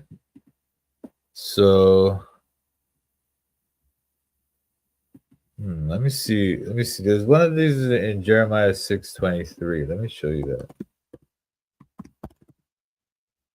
They shall lay hold on bow and spear. They are cruel and have no mercy. Their voice roareth like the sea, and they ride upon horses, and set in array as men for war against thee, O daughter of Zion.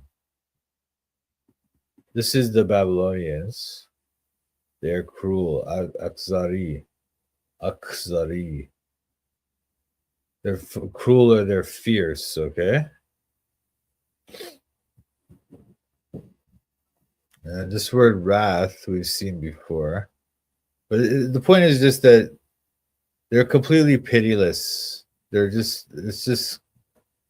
going to be completely overthrown with no pity, no remorse, okay? Because the anger of God can no longer be contained, you know? And he's got this burning passion that must destroy his enemies, yeah? When it says this word to lay the land, some people would say this should be to lay the earth desolate, the whole earth, like Eretz. That's often how that word is pronounced, translated, Eretz. It can be land, or it can be earth, or it can be world. But it could also be country, you know? So there's probably like a double meaning here in the mind of the Hebrew. So because even the whole country is caught up in their wickedness, so it's gonna bear the consequence. But for the first time, the moral motivation is stated. He shall destroy the sinners thereof out of it. That's the motivation of this holy war, you know? It's God's anger. And the day here,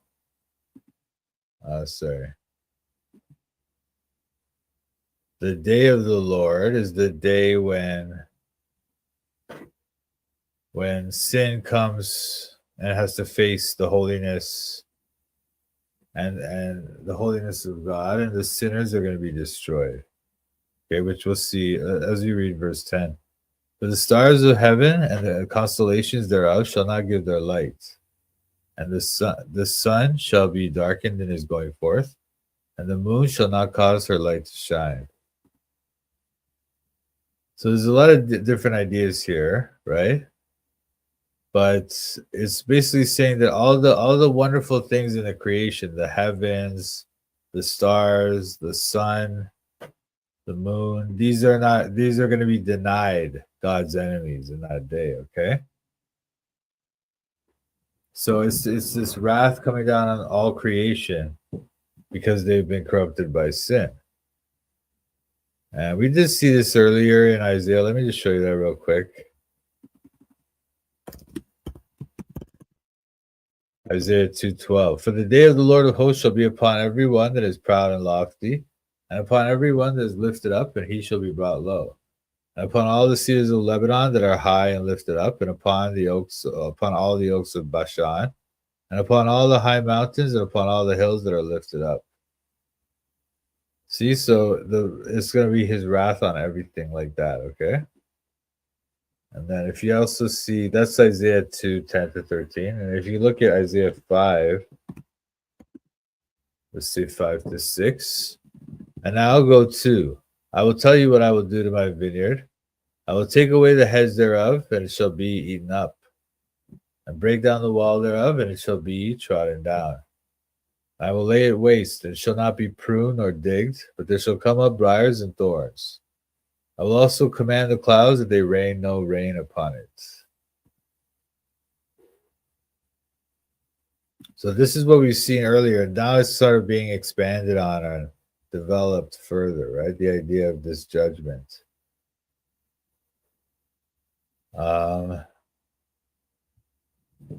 And then this idea of darkness, the sun shall be darkened in his going forth. In his going forth, the sun is darkened, right? Which is something we've seen also in when God's holiness appears, we see this darkness at times. Not always, but at times.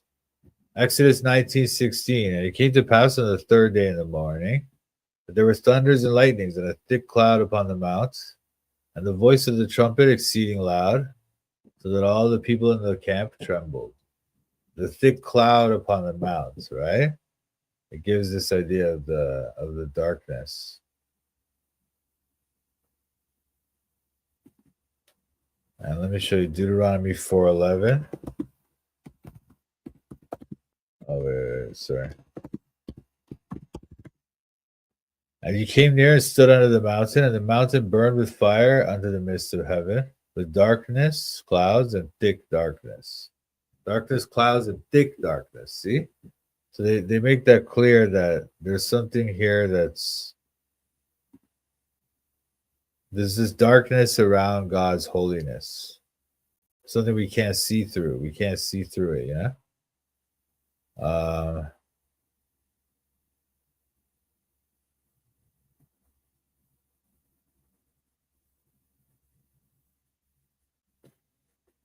But even on the day of the Lord, the darkness has this purpose too, right? For example, in Exodus 10:21, we saw the plague of darkness on Egypt. And the Lord said unto Moses, stretch out thine hand toward heaven, and that there may be darkness over the land of Egypt, even darkness which may be felt. And Moses stretched forth his hand toward heaven, and there was a thick darkness in all the land of Egypt 3 days.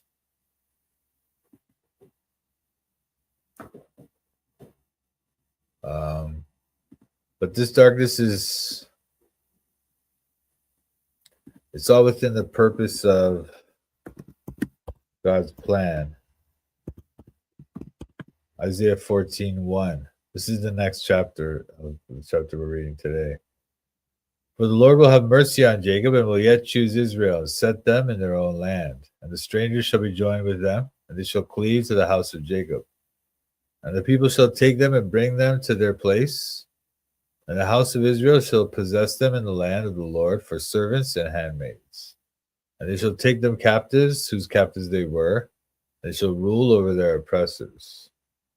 So all this darkness is part of this plan, right? So it's not a darkness that we should be afraid of, but for them, they should be afraid of it, you know? 11.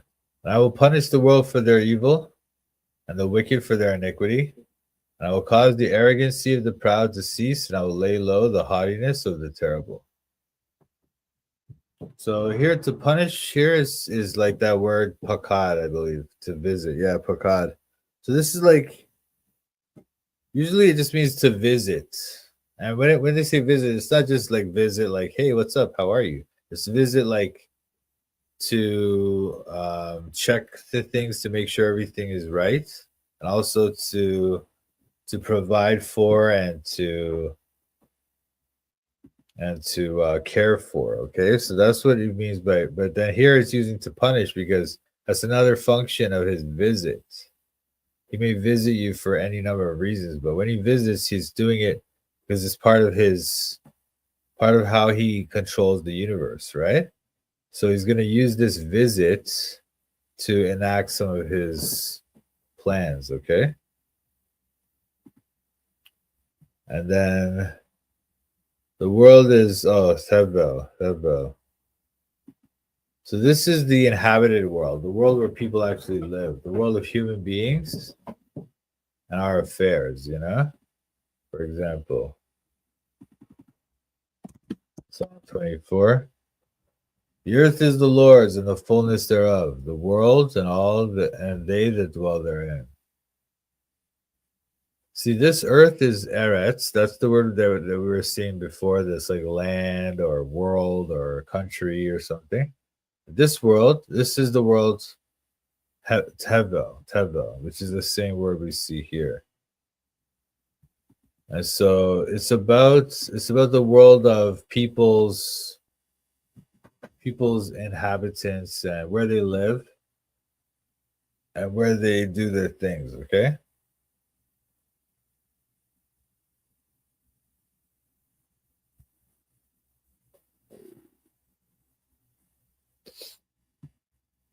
Now the word wicked here, Resharim, is often used like about those that are wicked in the law, you know? They're wicked under the legal rulings. For example,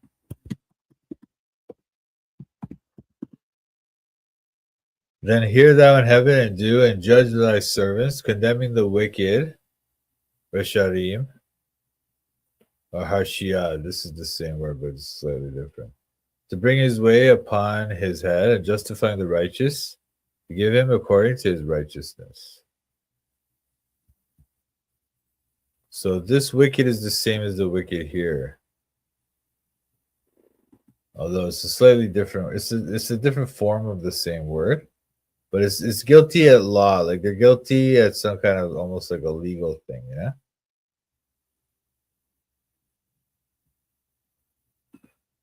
But so because the day of the Lord is not just this outpouring of wrath on everyone indiscriminately. He's not doing that, right? Each has been tried, and the judgment is pronounced according to the evidence. Okay, so they're each going to be sentenced and tried and judged according to what they've done.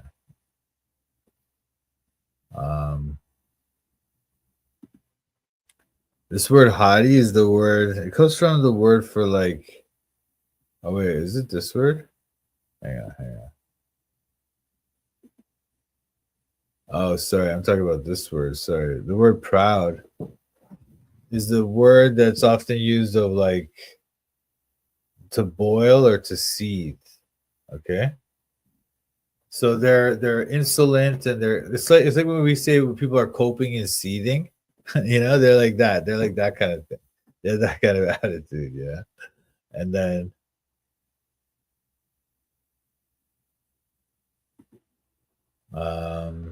the other word here is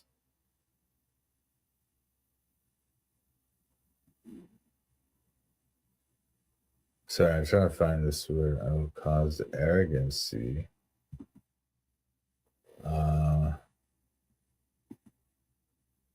Oh, this word. Oh, the terrible. Oh, Aritzim. So this is the people that are like they're like tyrannical. That's what it is. That's what this kind of means, right? The haughtiness of the terrible is the haughtiness of these ruthless tyrants that these people are. Okay, and then verse 12. I'll make a man more precious than fine gold, even a man than the golden wedge of Ophir. Golden wedge. So the reason why a man is more precious than fine gold is because there's going to be so rare to find a man now. Because there's going to be most of them are going to be killed. That's the idea. So the people are going to be so scarce that it's like the way precious metal like gold is. Gold is valuable because it's scarce, right? We don't have that much gold.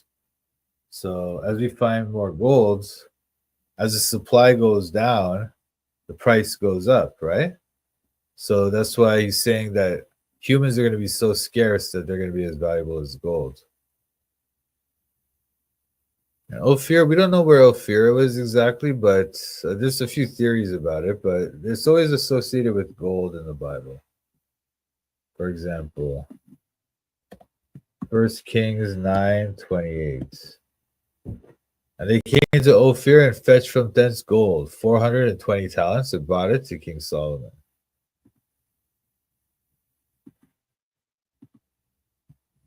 13. Therefore I will shake the heavens and the earth shall remove out of her place, and the wrath of the Lord of hosts and in the day of his fierce anger.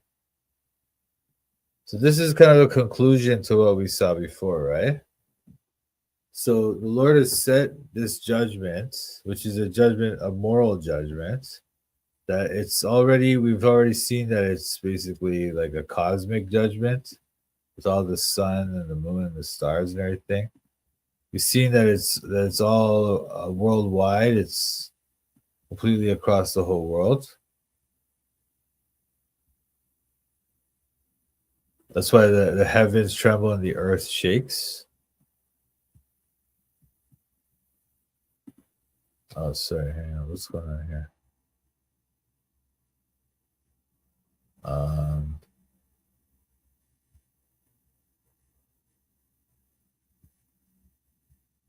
Therefore, I will shake the heavens, and the earth shall remove out of her place.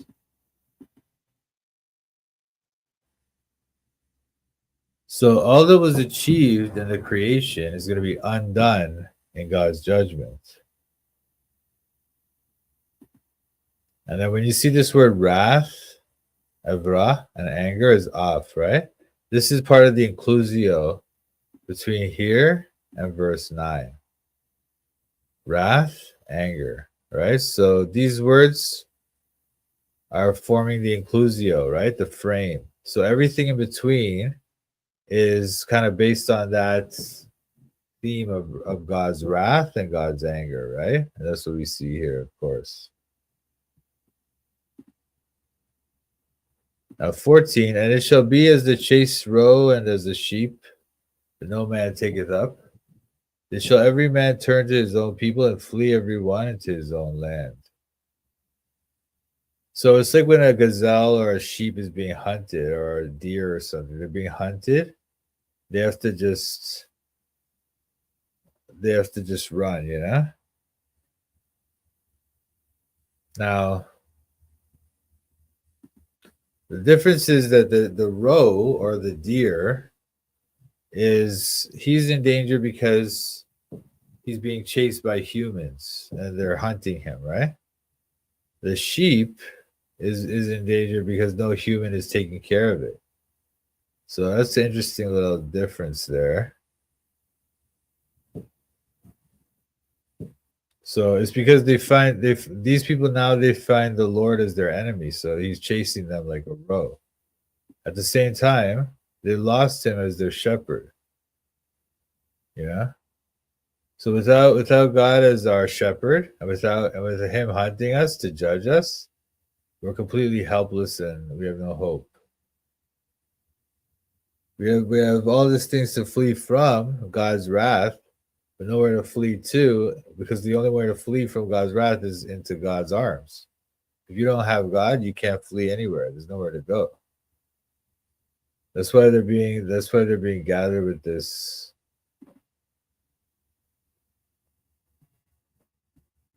Remember they were saying in verse 3, they had the arrogance. Even them that rejoice in my highness, right? I've commanded my sanctified ones. I've also called my mighty ones from mine anger. Even them that rejoice in my highness. So he used them before, right? But now they don't have anywhere to run from him. Now they just want to go home if they could, but they can't, you know? That's why they want to flee everyone into his own land, but they won't get away. Everyone that is found shall be thrust through, and everyone that is joined unto them shall fall by the sword. Sorry. So in verse 14, we saw that no one's there to protect them. God is not going to protect them, right? And in verse 15, we see that there's nowhere for them to flee. That wherever they go, they're going to get caught and killed. Everyone who is found is going to be killed. That's the people like probably who survived the battle. They're just going to be run through. And then everyone that is joined unto them shall fall by the sword. That is all those who were allied themselves with them, you know, they're also going to be destroyed. So whether you're in the battle and get killed in the battle, or even if you survive the battle, you'll still be killed. Or even if you try to run away, you'll also still be killed. No, there's no escape here. And then their children also shall be dashed to pieces before their eyes. Their houses shall be spoiled and their wives ravished. So there's no protection, no escape. And now there's no protection we saw in verse 14. There's no escape in verse 15. And now here we see that there's no mercy. They just, it's complete cruelty. They're just completely destroying everything these people have or care about. Their own children will be dashed to pieces before their eyes. Their houses shall be spoiled, their wives ravished. Ravished is, it's raped, of course. So it's a bad situation for these guys, right?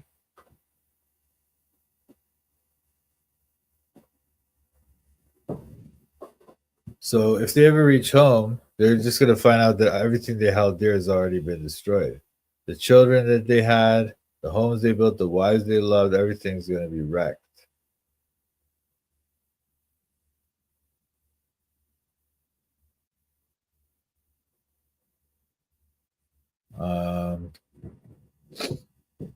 And then you might ask, so why is this the day of the Lord? How is this to be understood as the day of the Lord, right?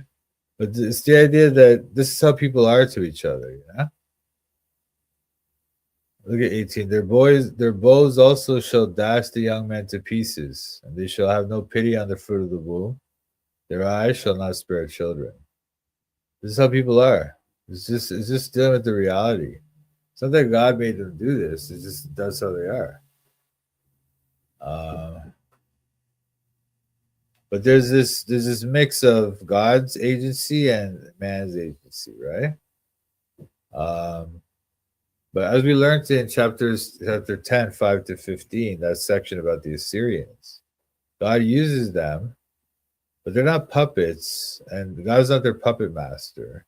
Instead, they already want to destroy nations and conquer them and take all their stuff. And then God just kind of turns them to say, okay, you guys want to destroy some nations?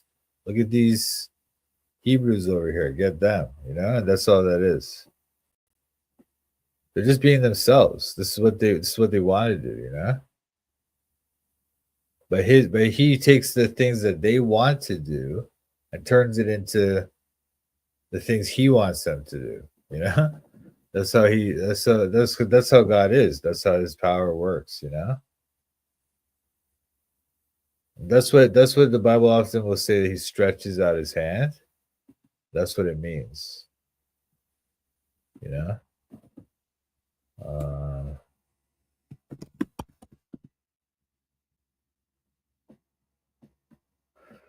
This is the purpose that is purposed upon the whole earth, and this is the hand that is stretched out upon all the nations. God's hand, right? Isaiah 14:26. So they'll have to see that in the Bible. He stretched out his hand, or with his stretched out arm.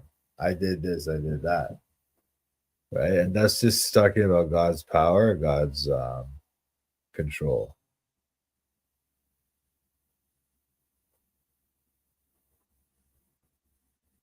But it's something like God has made us in a way that sin makes us less human, therefore less humane. Okay. But it's not that, but it's not allowed, it's not that God doesn't allow that course of action for us to become sinful, less human, and less humane. It doesn't allow it to just go on the way it would like to. Because then if that were the case, our whole human race would have perished already.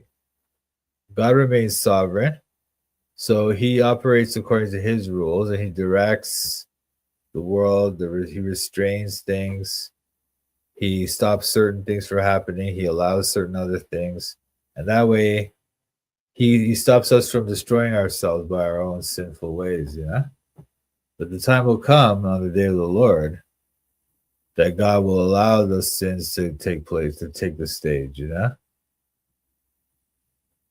sin is just a total destroyer and sinful human beings that try to determine their destiny without God, they'll be left. And then they'll have to do it on their own without him because he really won't be there for them at that point. They missed their chance.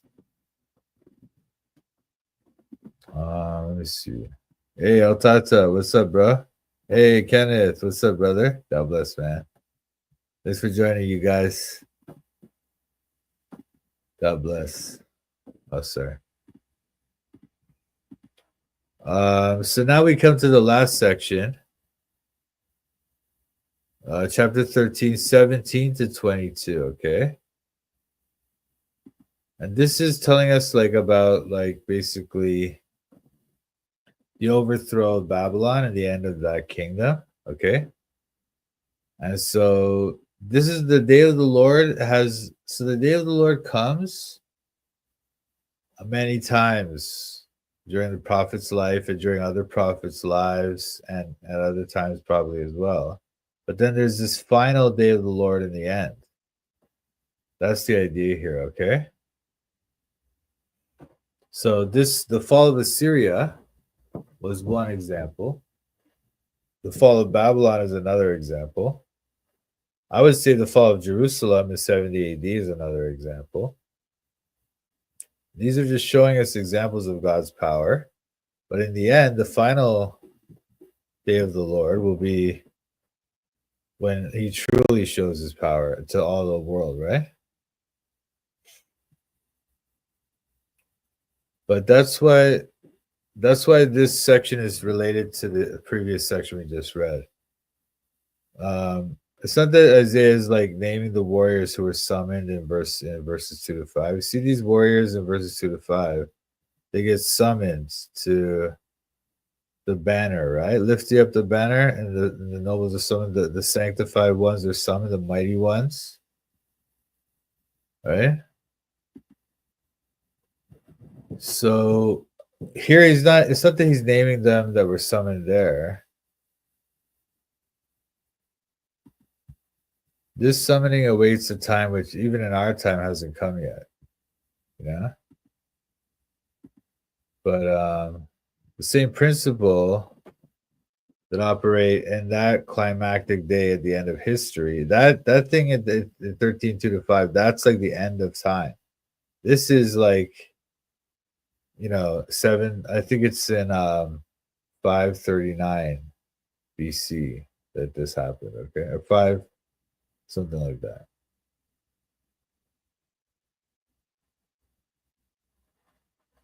Actually, let me check that out. What year was it?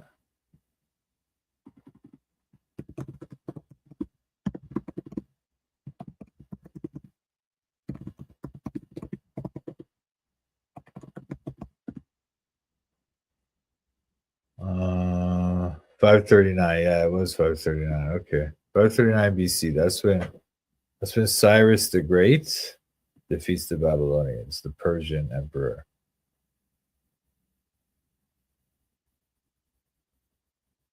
But the God who directs that day is the same God who directs history now, right? So that's why there's this relationship there. We'll see it. We'll see the end times in its true colors at the end. But it's like we're seeing parts of it as we see these prophecies come true.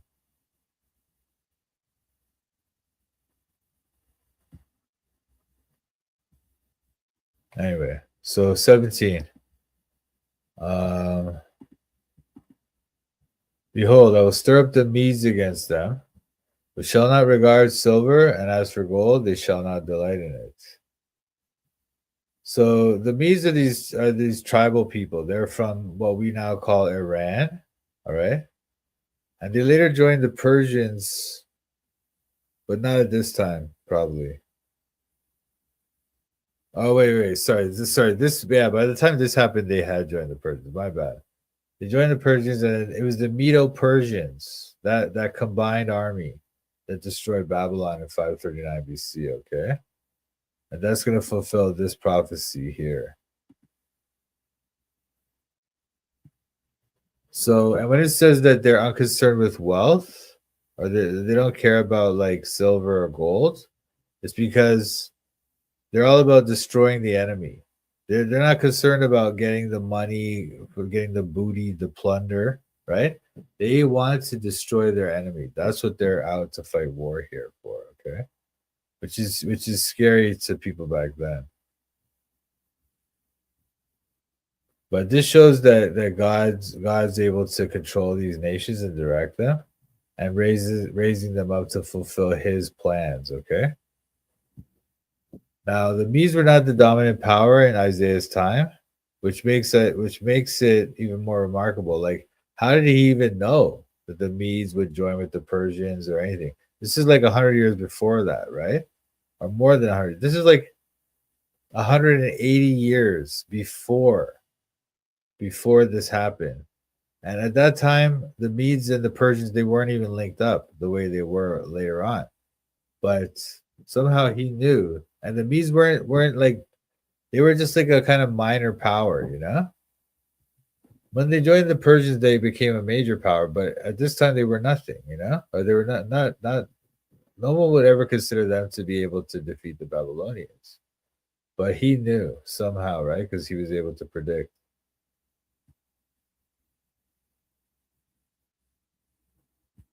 Anyway, so 17 though, it's the Lord who stirs them up, right? I will stir up the Medes against them. Which, when we saw in verse 3, I have commanded my sanctified ones. I have also called my mighty ones for mine anger, even them that rejoice in my highness. So, this is the Medes here who he's calling up.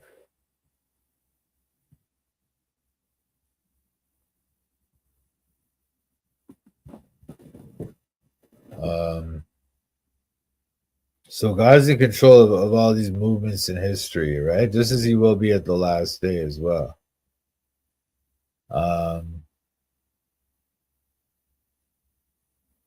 yeah, normally when we talk about the Babylonians being destroyed, we talk about Cyrus, the king of Persia. And people don't usually talk about the Medes. But they are considered, like, the Bible doesn't consider them to be nobodies, and that history doesn't either. They're called the Medo-Persians or the Persian Medians or something, you know. But we see this in other places as well. For example, Daniel.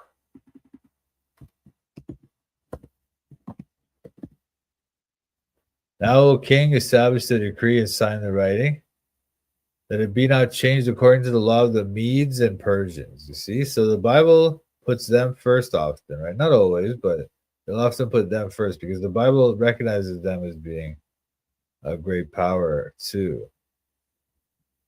Daniel 6:12. The Medes, the law of the Medes and Persians. See? And then there's also one thing that's interesting is they call the conquest of Babylon to be done by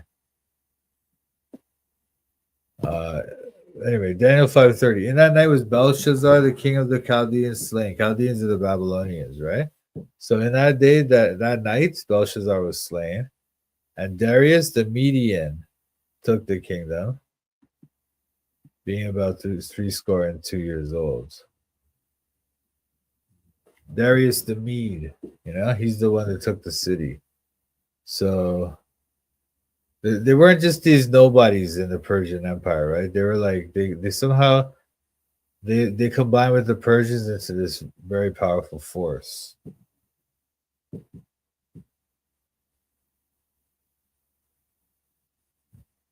When it says that they don't care for silver and gold, it's also saying that they can't be bought off. Like sometimes back then, if an army comes to attack your city, they could sometimes the king of your city or whatever could sometimes make a deal like, hey, I'll give you this much gold, leave us alone, right? But this is not one of those situations. They don't care about that. They're just going to destroy. Their bows also shall dash the young men to pieces, and they shall have no pity on the fruit of the womb. Their eyes shall not spare children. So this shows that it's how brutal Babylon's fall will be, right? And this is the thing. Ancient warfare was very brutal, very very brutal, right? The Medes are going to show absolutely no mercy to the Babylonians. But if you think about what the Babylonians used to do, like I don't know, I think I've talked about this psalm to you guys before, but Psalm 137. By the rivers of Babylon, there we sat down. Yea, we wept when we remembered Zion. So the Babylonians are taking in this psalm, right? Psalm 137. The Babylonians are taking the Jews to Babylon. All right. On the way there, by the river, they told them to sit down, and they wept when they remembered Zion. And they hang their harps upon the willows in the midst thereof. For there they that carried us away captive required of us a song, and they that wasted us required of us mirth, saying, sing us one of the songs of Zion. So these Babylonians, as they're taking the Jews away to Babylon, they're slaves. They're like, oh, you Jews, here, sing us one of your songs. Sing us one of the songs of Zion. After they just destroyed the temple, burnt it down, taking them all away as slaves, right? Now they're saying, oh, sing us one of your songs, Jews, And so then they're like, how shall we sing the Lord's song in a strange land? If I forget thee, O Jerusalem, let my right hand forget her cunning. If I do not remember thee, let my tongue cleave to the roof of my mouth. If I prefer not Jerusalem above my chief joy. Remember, look at this. Remember, O Lord, the children of Edom in the day of Jerusalem, who said, raise it, even to the foundation thereof. Children of Edom, that's the Edomites. They're descended from Esau, Jacob's brother. And they were always kind of like these enemies of the Jews, but they're brothers, so they shouldn't have been like this. They shouldn't have acted like this. But they were telling the Babylonians, raise it means burn it down, even to the foundation, burn down the temple, basically, right? But look what it says at the end. O daughter of Babylon, who art to be destroyed, happy shall he be that rewardeth thee as thou hast served us. Happy shall he be that taketh and dasheth thy little ones against the stones. So they're saying, whoever rewards you as you have rewarded us, they will be happy. That's the prophecy here. So the Jews are singing this to the Babylonians. Happy shall he be that rewardeth thee as thou hast served us. So that gives to you what you've given us. Happy shall he be that taketh and dasheth thy little ones against the stones. So that means the Babylonians used to take the Hebrew babies and dash them against the stones. And that's why Here, their bows also shall dash the young men to pieces, and they shall have no pity on the fruit of the womb. Their eyes shall not spare children. So this is the same thing is happening to them by the Persians now. Okay, which is what God predicted there. Hey, typical. What's up, bro? God bless, man. God bless you as well, my brother. So, what I'm saying is that the Babylonians are very cruel, and they're very cruel to the Hebrews as well. And now they're getting they're getting a taste of their own medicine, you might say. Yeah, they face the same fates, and it shows God's justice, right? Because the Babylonians' cruelty is coming back on them. And then the next chapter, chapter 14, we're going to see more about Babylon's cruelty and stuff. This is interesting. This is like exactly like what they did, they receive, right? Which is kind of like what Paul says in Galatians 6:8. All right. 6:7. Sorry, Galatians 6:7. Be not deceived, God is not mocked. For whatsoever a man soweth, that shall he also reap. So whatever you sow, that you reap. Whatever the Babylonians, they sowed something by dashing those kids against the stone, right? And then now they're going to reap it by their own kids are going to be dashed. And so dash in pieces. Where else do we see this? So I just showed you 130, Psalm 137. I think this Second Kings 2:18.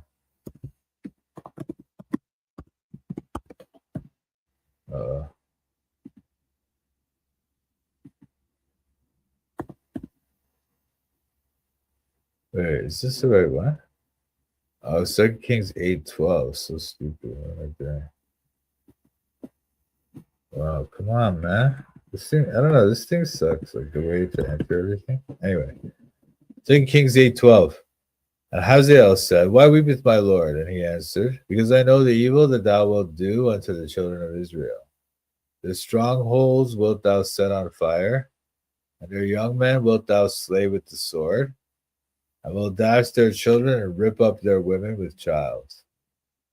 Dash their children and rip up their women with child. This is Jeremiah here talking to the one of the other generals. So not Jeremiah. This is Elisha. Sorry, my bad.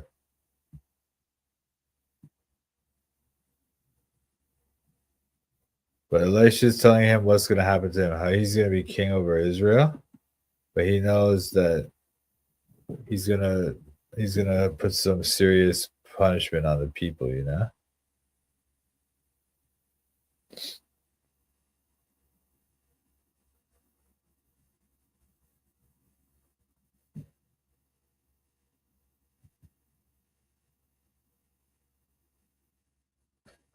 Now, there's some dispute about what exactly it means by dashed in pieces with the bows.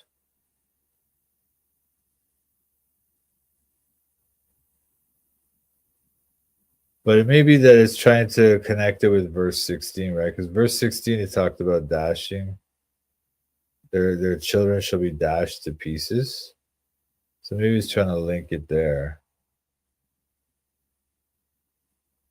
But it's just talking about people and corpses mangled in the battle, you know?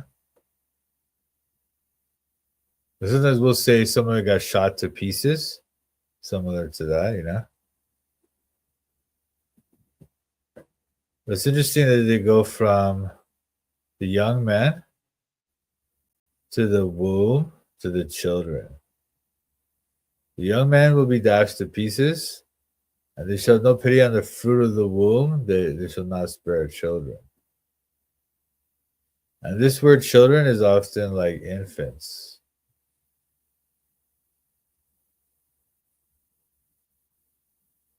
But the fruit of the womb is like babies or children, right?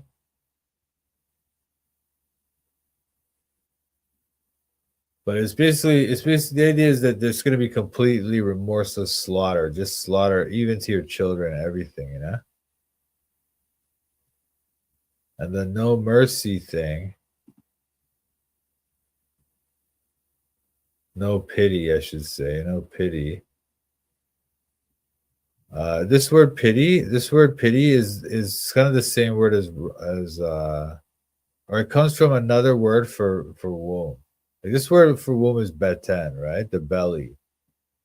But this word racham for pity or mercy, sometimes you see it for mercy. It comes from another word that is the word for the womb, the mother's womb. Okay. So by putting it here with the other word for womb, it's like it's this kind of compassion that brings your emotions into it, you know? Or it's like almost like a mother's compassion for her child, right? The womb and all that stuff, right? So it's all used here as because it's talking about the fruit of the womb, the child, it's bringing in those words that have that double meaning, you know? Anyway, moving on. 19. And Babylon, the glory of kingdoms, the beauty of the Chaldees' excellency, shall be when God overthrew Sodom and Gomorrah. So this is like total destruction, right? Obviously, Babylon was very famous back then for its wealth, for its beautiful buildings and architecture, and also for its military might, right? But like Sodom and Gomorrah, it's going to be utterly destroyed, complete destruction. It's not just a military defeat; their whole empire is going to be utterly destroyed, completely finished. Okay, permanently. But the mention of Sodom and Gomorrah is saying that it's not just a fall that's political, but also moral. It's because of their moral. Like Sodom and Gomorrah fell because of their moral failings, right? And this is the same thing that's happening to Babylon. Their arrogance, their wickedness, their cruelty has brought this judgment on them. Because think about remember when Jesus was saying that to those guys in Matthew 11.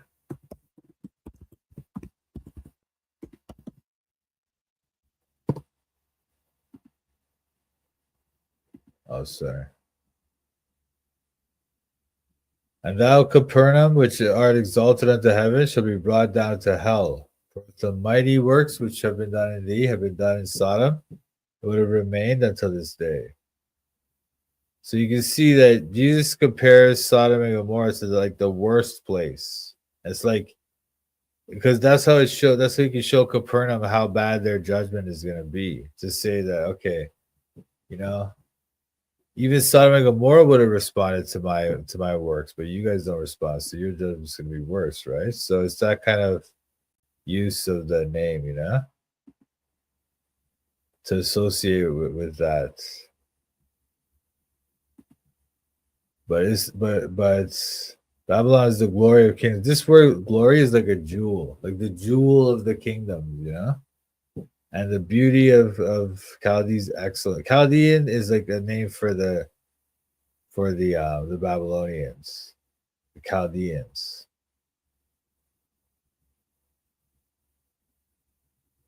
And then beauty is Tiferet. Yeah, Tiferet is beauty.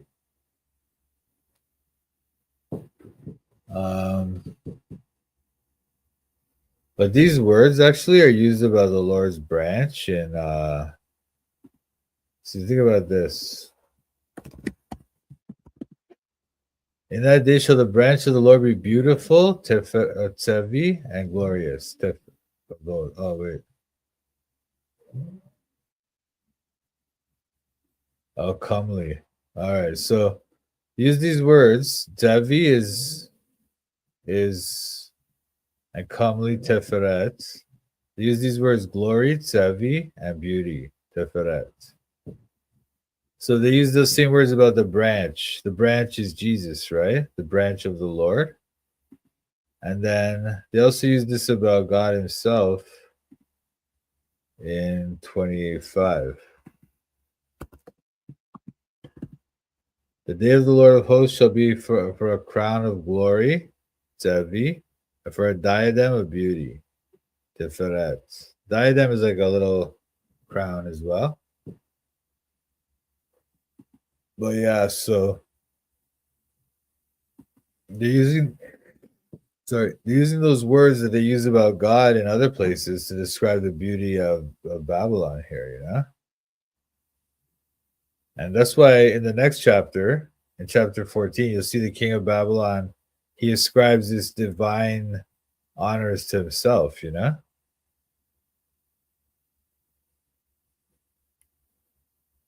But the Babylonians were they had been established for a long time, right? In the south of Mesopotamia, which is modern day Iraq.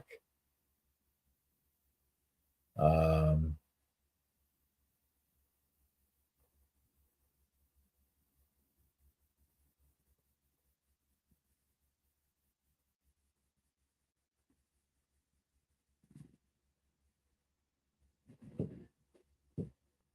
but it's their pride that's going to be overthrown. You see how it says their excellency? That's like pride or majesty. Gaon. But they're going to be overthrown just like Sodom and Gomorrah.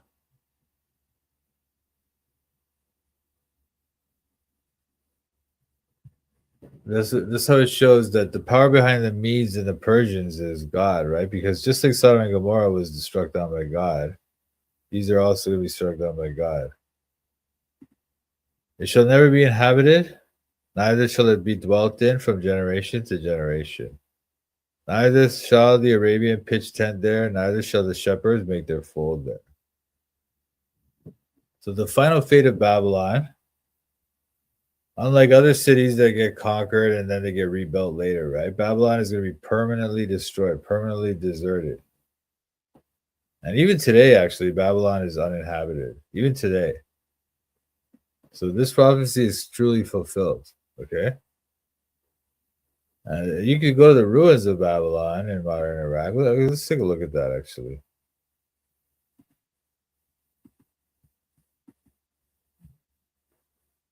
I thought it was interesting the way the American Army treated those ruins.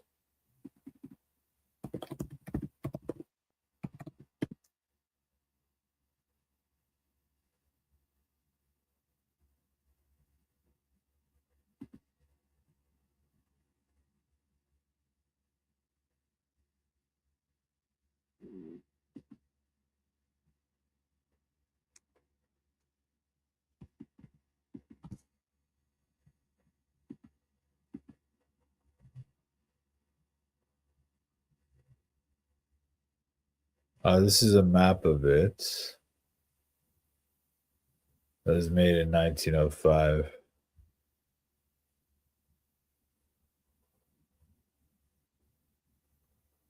This is when Alexander invaded the place.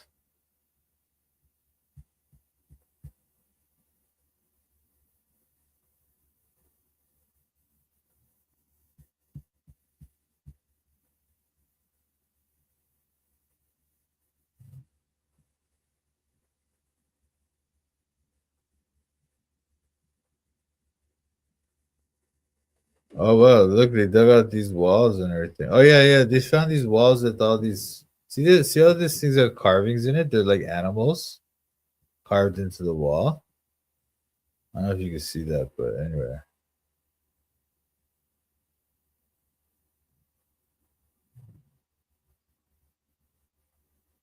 Anyway, so that's some stuff about Babylon. Sorry guys, that's kind of a distraction. My bad. Well, let me just go back to this Bible thing.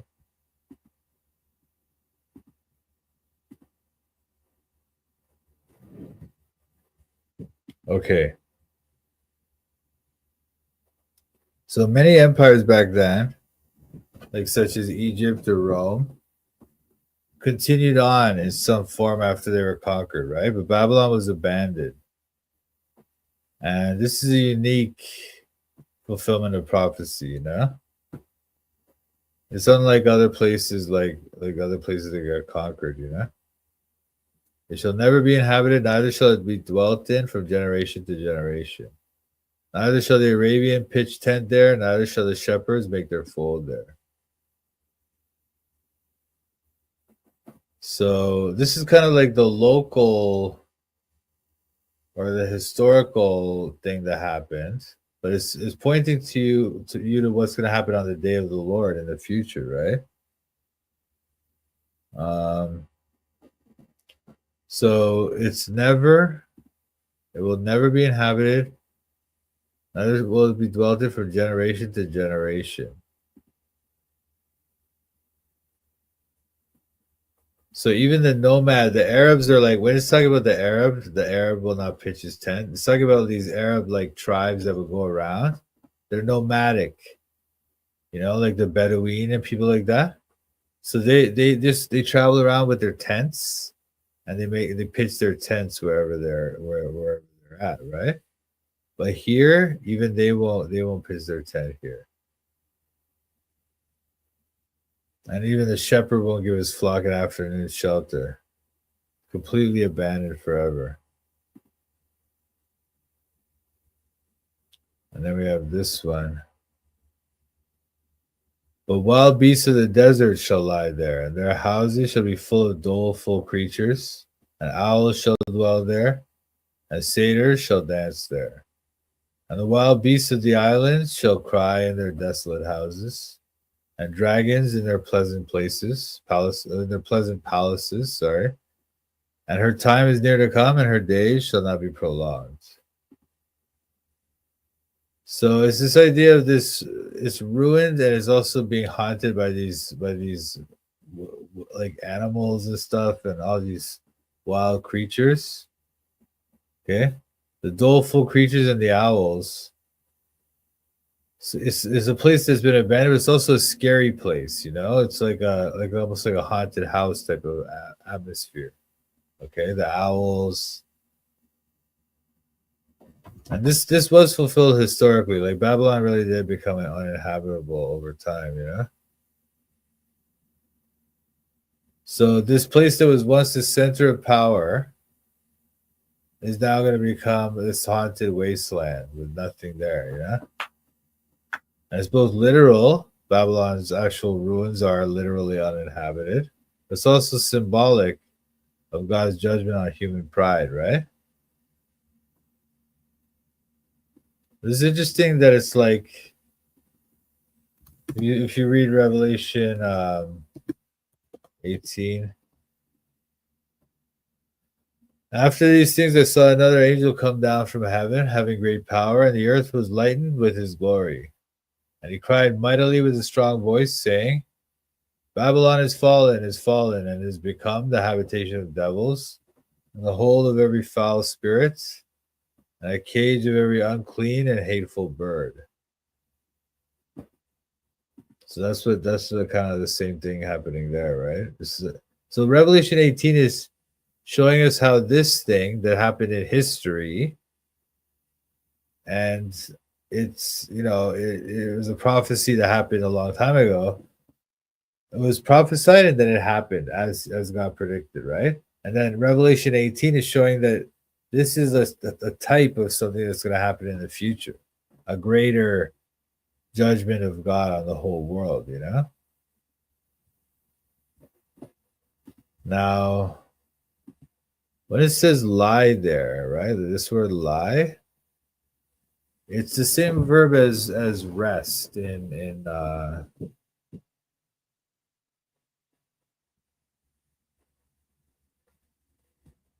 where is it? This word, make their fold, is the same word as lie here. Okay. So it means that there's going to be no human or no domestic, no friendly use that it's just going to be this terrifying, scary place full of like these wicked animals and stuff that'll just kill you, And when it says this thing about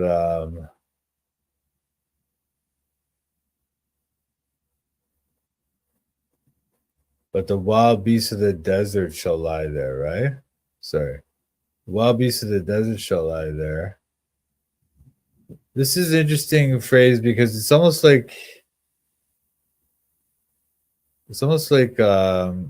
like spirits, like desert spirits or something like that, you know? And when it says the doleful creatures or the satyrs, this is like almost like a demon, like a goat demon. You know what I mean?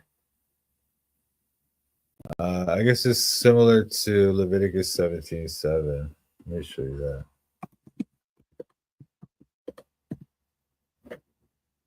Leviticus 17:7. They shall no more offer their sacrifices unto devils. This is the same word. After whom they have gone a whoring. It shall be a statute forever unto them throughout their generations. Anyway, so this word devils here is the same word, satir or satir.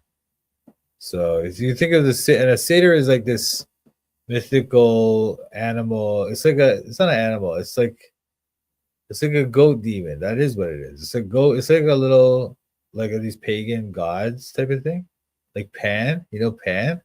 That's like a satyr. So that's what that is. So I don't think it's saying that it's not saying that there really are satyrs. It's not trying to say that. It's saying the Bible is using this mythical creature from the pagan myths to make a point. It's just using that superstition that they have to make a point about it. It's just for an effect in the poem. All right. This is poetic, right? It's not trying to say that there's literally satyrs. All right. But it knows those creatures from those pagan myths. And it's using that for that purpose, you know, kind of like remember we were talking about behemoth and or behemoth in Job. It's kind of like that. Job, I think it's Job 40, chapter 40, I think, or 41, 40, 41. It's about the behemoth, right? And some people try to say, oh, it's one of those dinosaurs or all this stuff. But no. It's like the Bible is talking about their pagan myths. It's using them to make a point, you know? It's not trying to say that there's literally a behemoth or whatever, you know? Anyway. And then verse 22, and the wild beasts of the island shall cry in their desolate houses, and dragons in their pleasant places. And her time is near to come, and her days shall not be prolonged. So her time is it's not the date on the calendar, but the season is appropriate for this. Their destruction will come in the right time, in God's right time, and that will come when he chooses. That will come.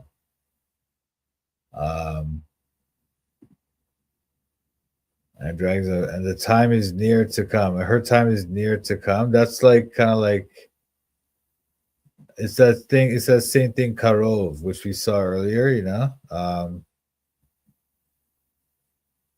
where did we see this earlier? Hang on.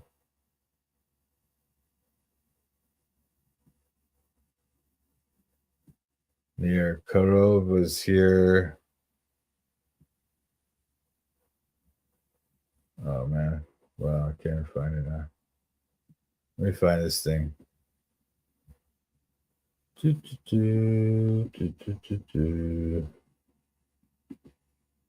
Sorry, guys, taking so long. I know. Near.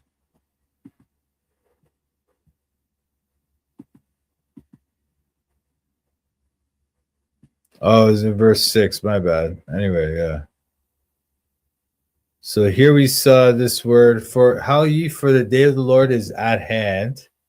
It shall come as a destruction from the Almighty.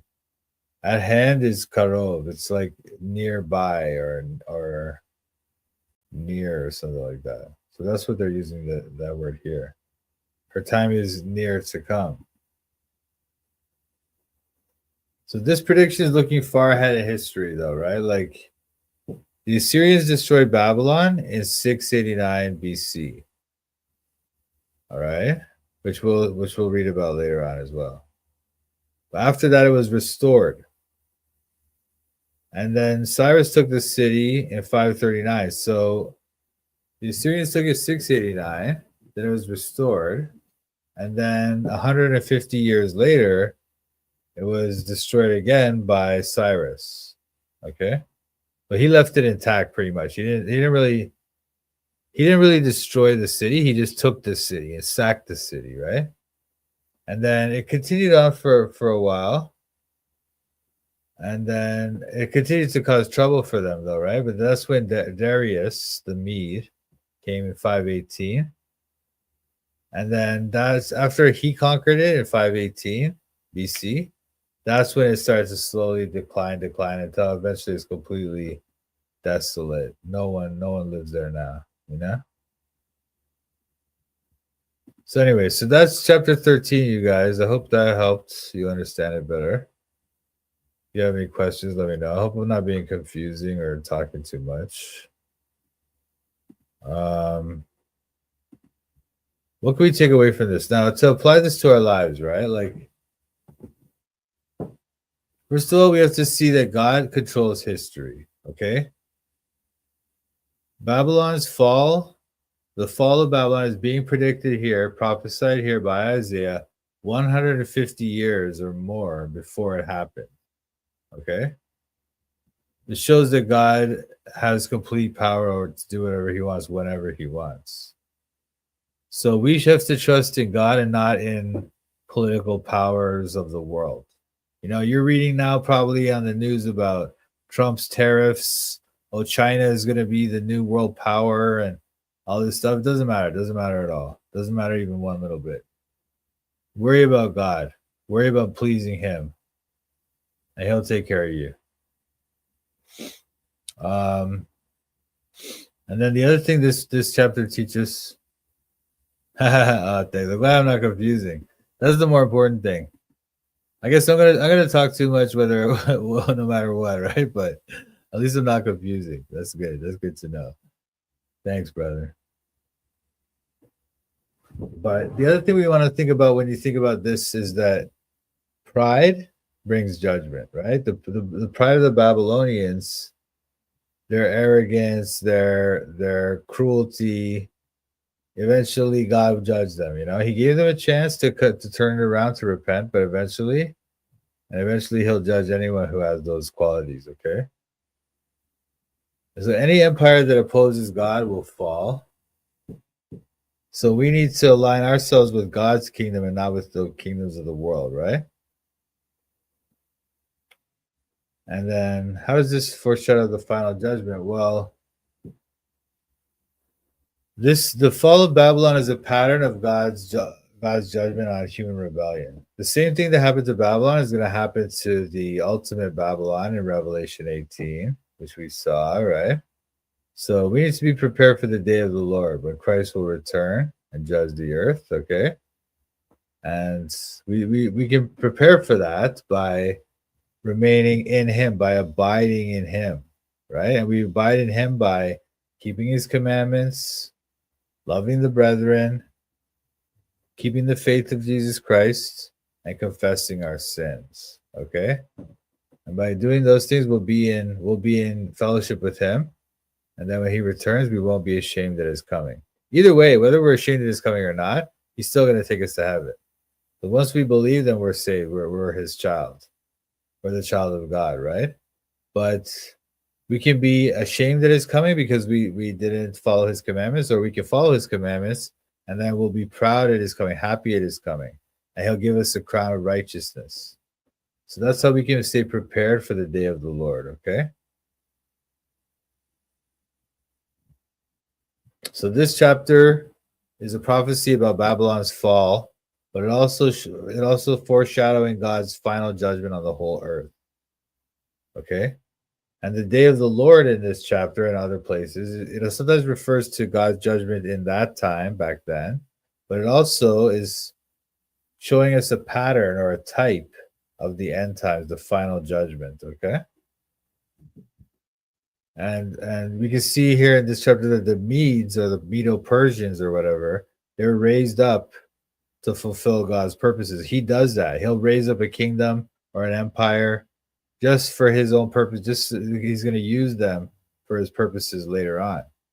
You know? But the fall of Babylon, it represents the fall of all world systems, just as we saw in Revelation 18, right?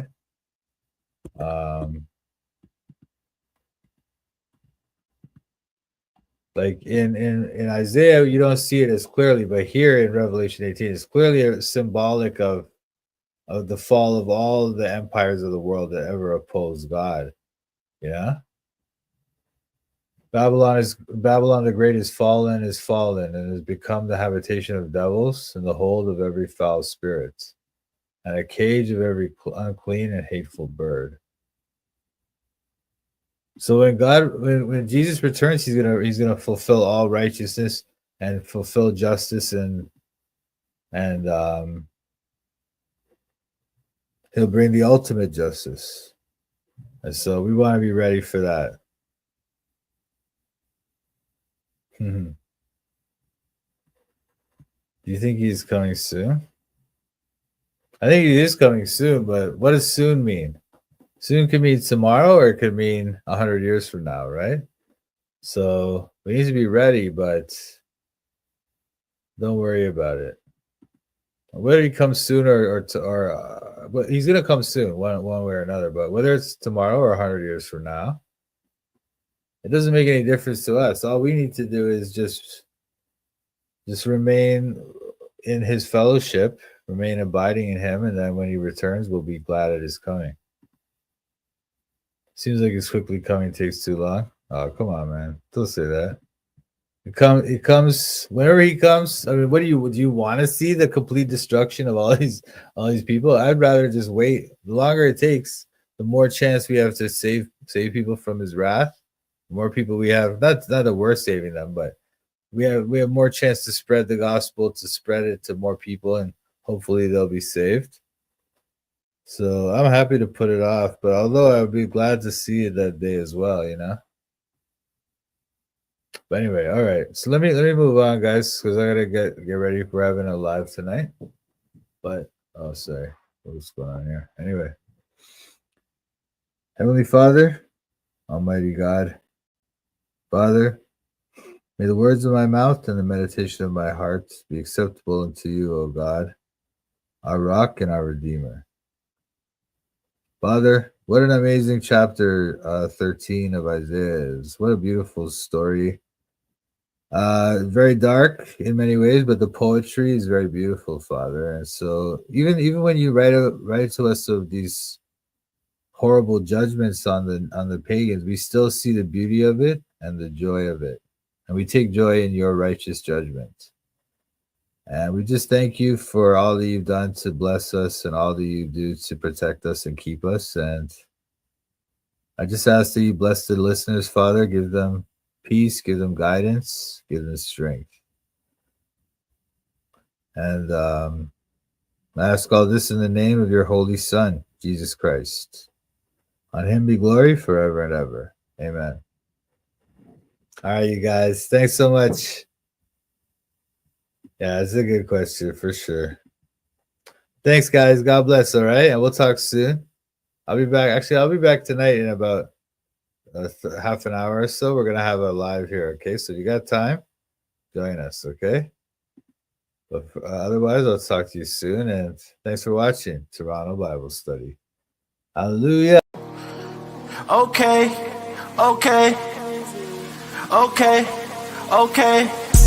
I'm studying the Bible in Toronto. I'm studying the Bible in Toronto. I'm studying the Bible in Toronto. I'm studying the Bible in Toronto. Studying the Bible with Mike, Sam, Pat. These other YouTubers are just so trash. Hit the thumbs up if you want to support. Go follow Mike as he follows the Lord. I'm studying the Bible in Toronto. I'm studying the Bible in Toronto. I'm studying the Bible in Toronto. I'm studying the Bible in Toronto. You better watch out, Mike's calling out the shields. If you're not free grace, you need to sit down and chill. We're not hyper grace, you know we keep it real. Eternally secure, you know that we're sealed. We don't back low, we're not workspace heretics. Mike's not in it for the money, trying to get a lick. They out here selling their souls for a couple clicks. Becoming Freemasons so they can't just get rich. I'm studying the Bible in Toronto. I'm studying the Bible in Toronto. I'm studying the Bible in Toronto. I'm studying the Bible in Toronto. Shout out to Mike Sampat. Check out his channel, Toronto Bible Study. Subscribe and like.